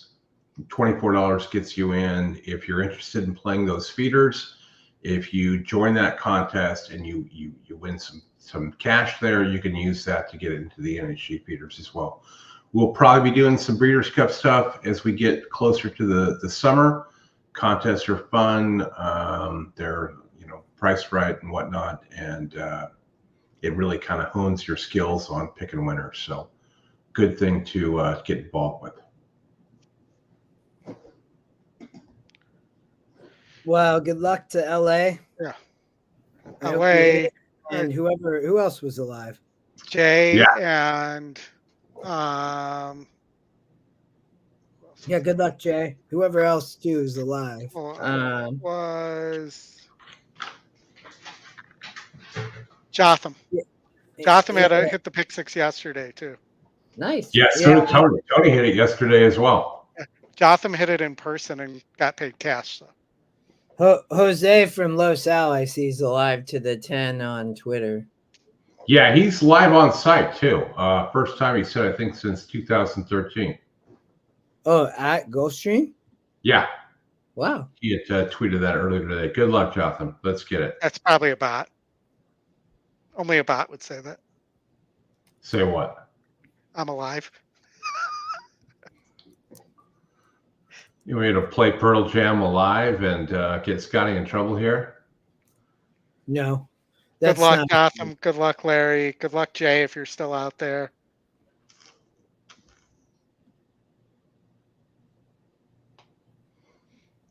Boy, just really nice to have 2 days of races at Gulfstream. And I think what they had, 1 or 2 synthetic races. So super nice. Now that the championship meet is over, we're probably entering the synthetic meet. Yes. Remember, the original idea for the synthetic track also was that when it rained, they were going to take the races off the dirt as well and run all the races on the synthetic. And that would be fine if they didn't, if that wasn't, something to where it forced an all. I would be good with the rules in advance. It's like people play Parks all the time, and Parks is going to open their turf course soon. But you play the pick 5 at Parks. If they take the races off the turf and put them on the dirt, it's not an all. Yes. That's a horrible thing, because that just changes everything in terms of, obviously turf to dirt and all that kind of stuff. So Bluegrass Dan, Jotham, thanks for the kind words. We do appreciate it. We are happy to be with you here. Yeah. With you folks. We almost got 900 of you online on an Easter Sunday. We appreciate you all. The horses. Hit the like button on your way out. It's horses time. Do you have, Jay? He must have moving the in for 10. race number 11. The 11th the race 10 is and the then finale he's on cheering the for the program 3. today.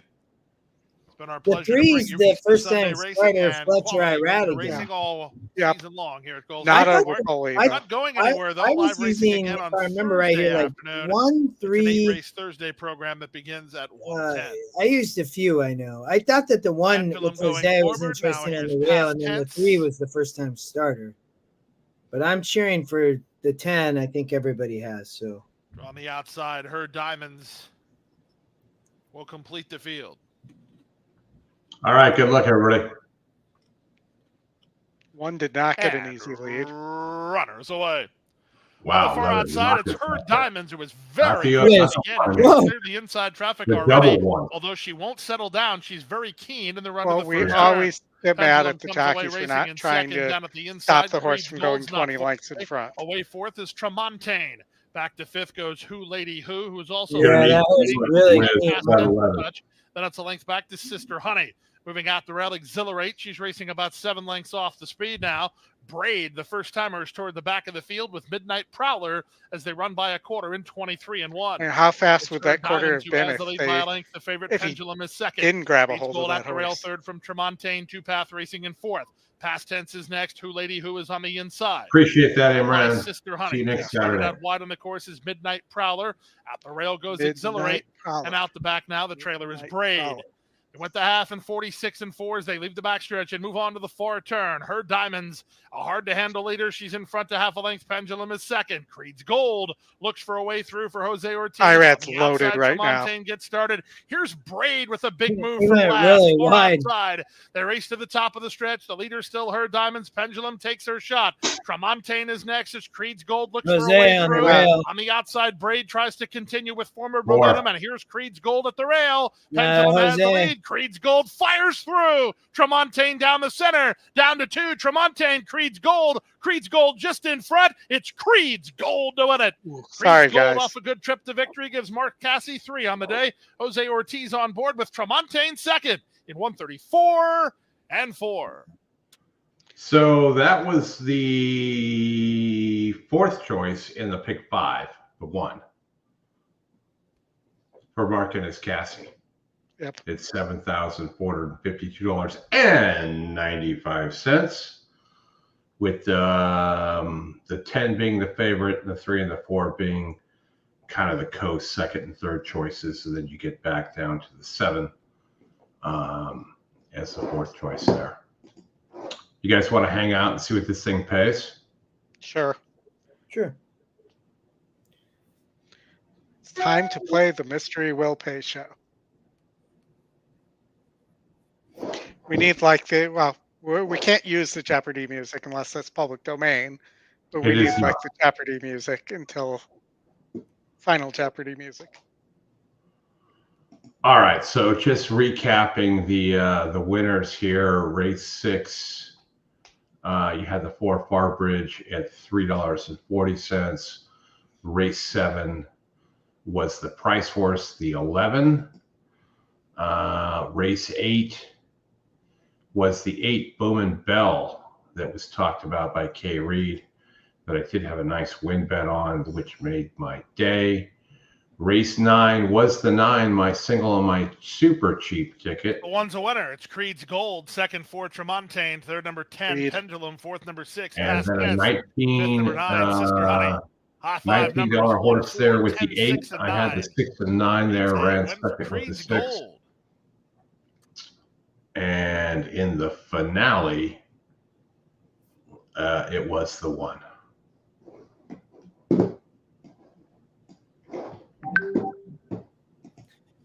Because they just sat right off the speed. Well, He was said, Joe- let the 11 go. Go ahead, Oldie. Our old friend Joey just hit that.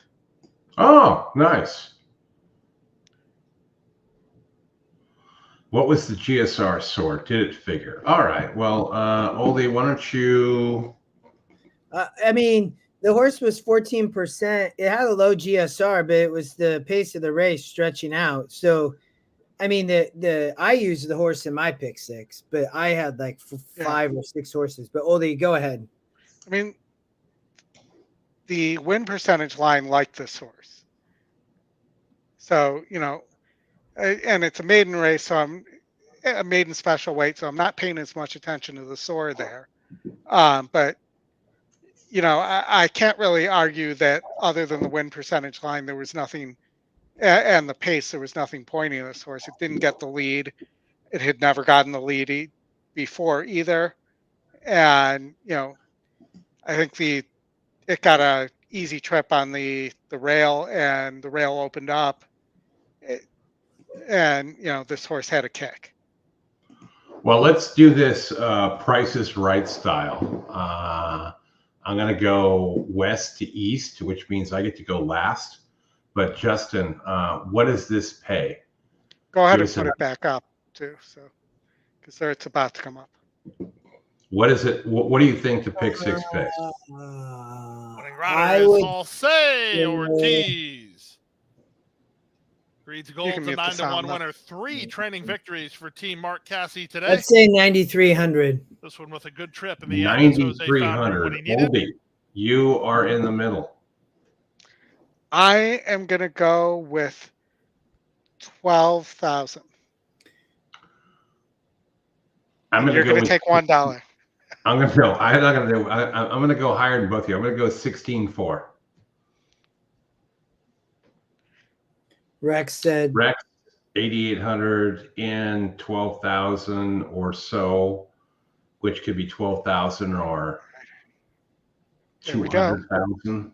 We're going to find out here in a minute. Rex says he was right, which means he's cheated. Well, I don't know. Now we really have the mystery Will pays on the screen. Yeah. He swears. He's swearing.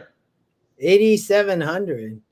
I think, and there was two big favorites in the 4 and the 9 would be my perspective. That's why I didn't think it would break 10K. I kind of was guessing similar to Oldy you at like 12,000, but then I was like, nah, because I think a lot of people can get to the 1 in that race. I think the surprise was it still won, even though it didn't get the lead. Would have been, yeah. All right, so let's play another game here. What paid more, Super High 5 or the Pick 6? Super High 5. Yes. $11,666.50. Pick 5, 7,400. Pretty close to what the Pick 6 paid, allegedly. What the cheaters told us. I'm just kidding. I'm not calling you cheaters, but 6 So to 6. Art would like you to know he had his Ortizes mixed up in the last leg and played the wrong horse. What? That happens, right? You know, I've done that before. I've had a Royal dealt to me a video poker and not hit the right button and hold all the things. Apparently he got it mixed up in the leg before. He was supposed to, he played Jose and look at that, the turn pick 3, 881, 1731 for $3. It's a good wager, 15% takeout in every other place but California, where it's still 24%, which sucks. Keeneland doubles 22% down to 15. That's starting up Friday. I'm going to try and line up a double show with a couple of guys, maybe Friday night, to look at some stuff on Saturday. If you have a couple guys on there, isn't it a pick 3 show then? Yeah, well, it is, but you have two guys talking and making the picks, and that's a double. So Joey's ticket. Yeah, he only played that thing for $21 and he won.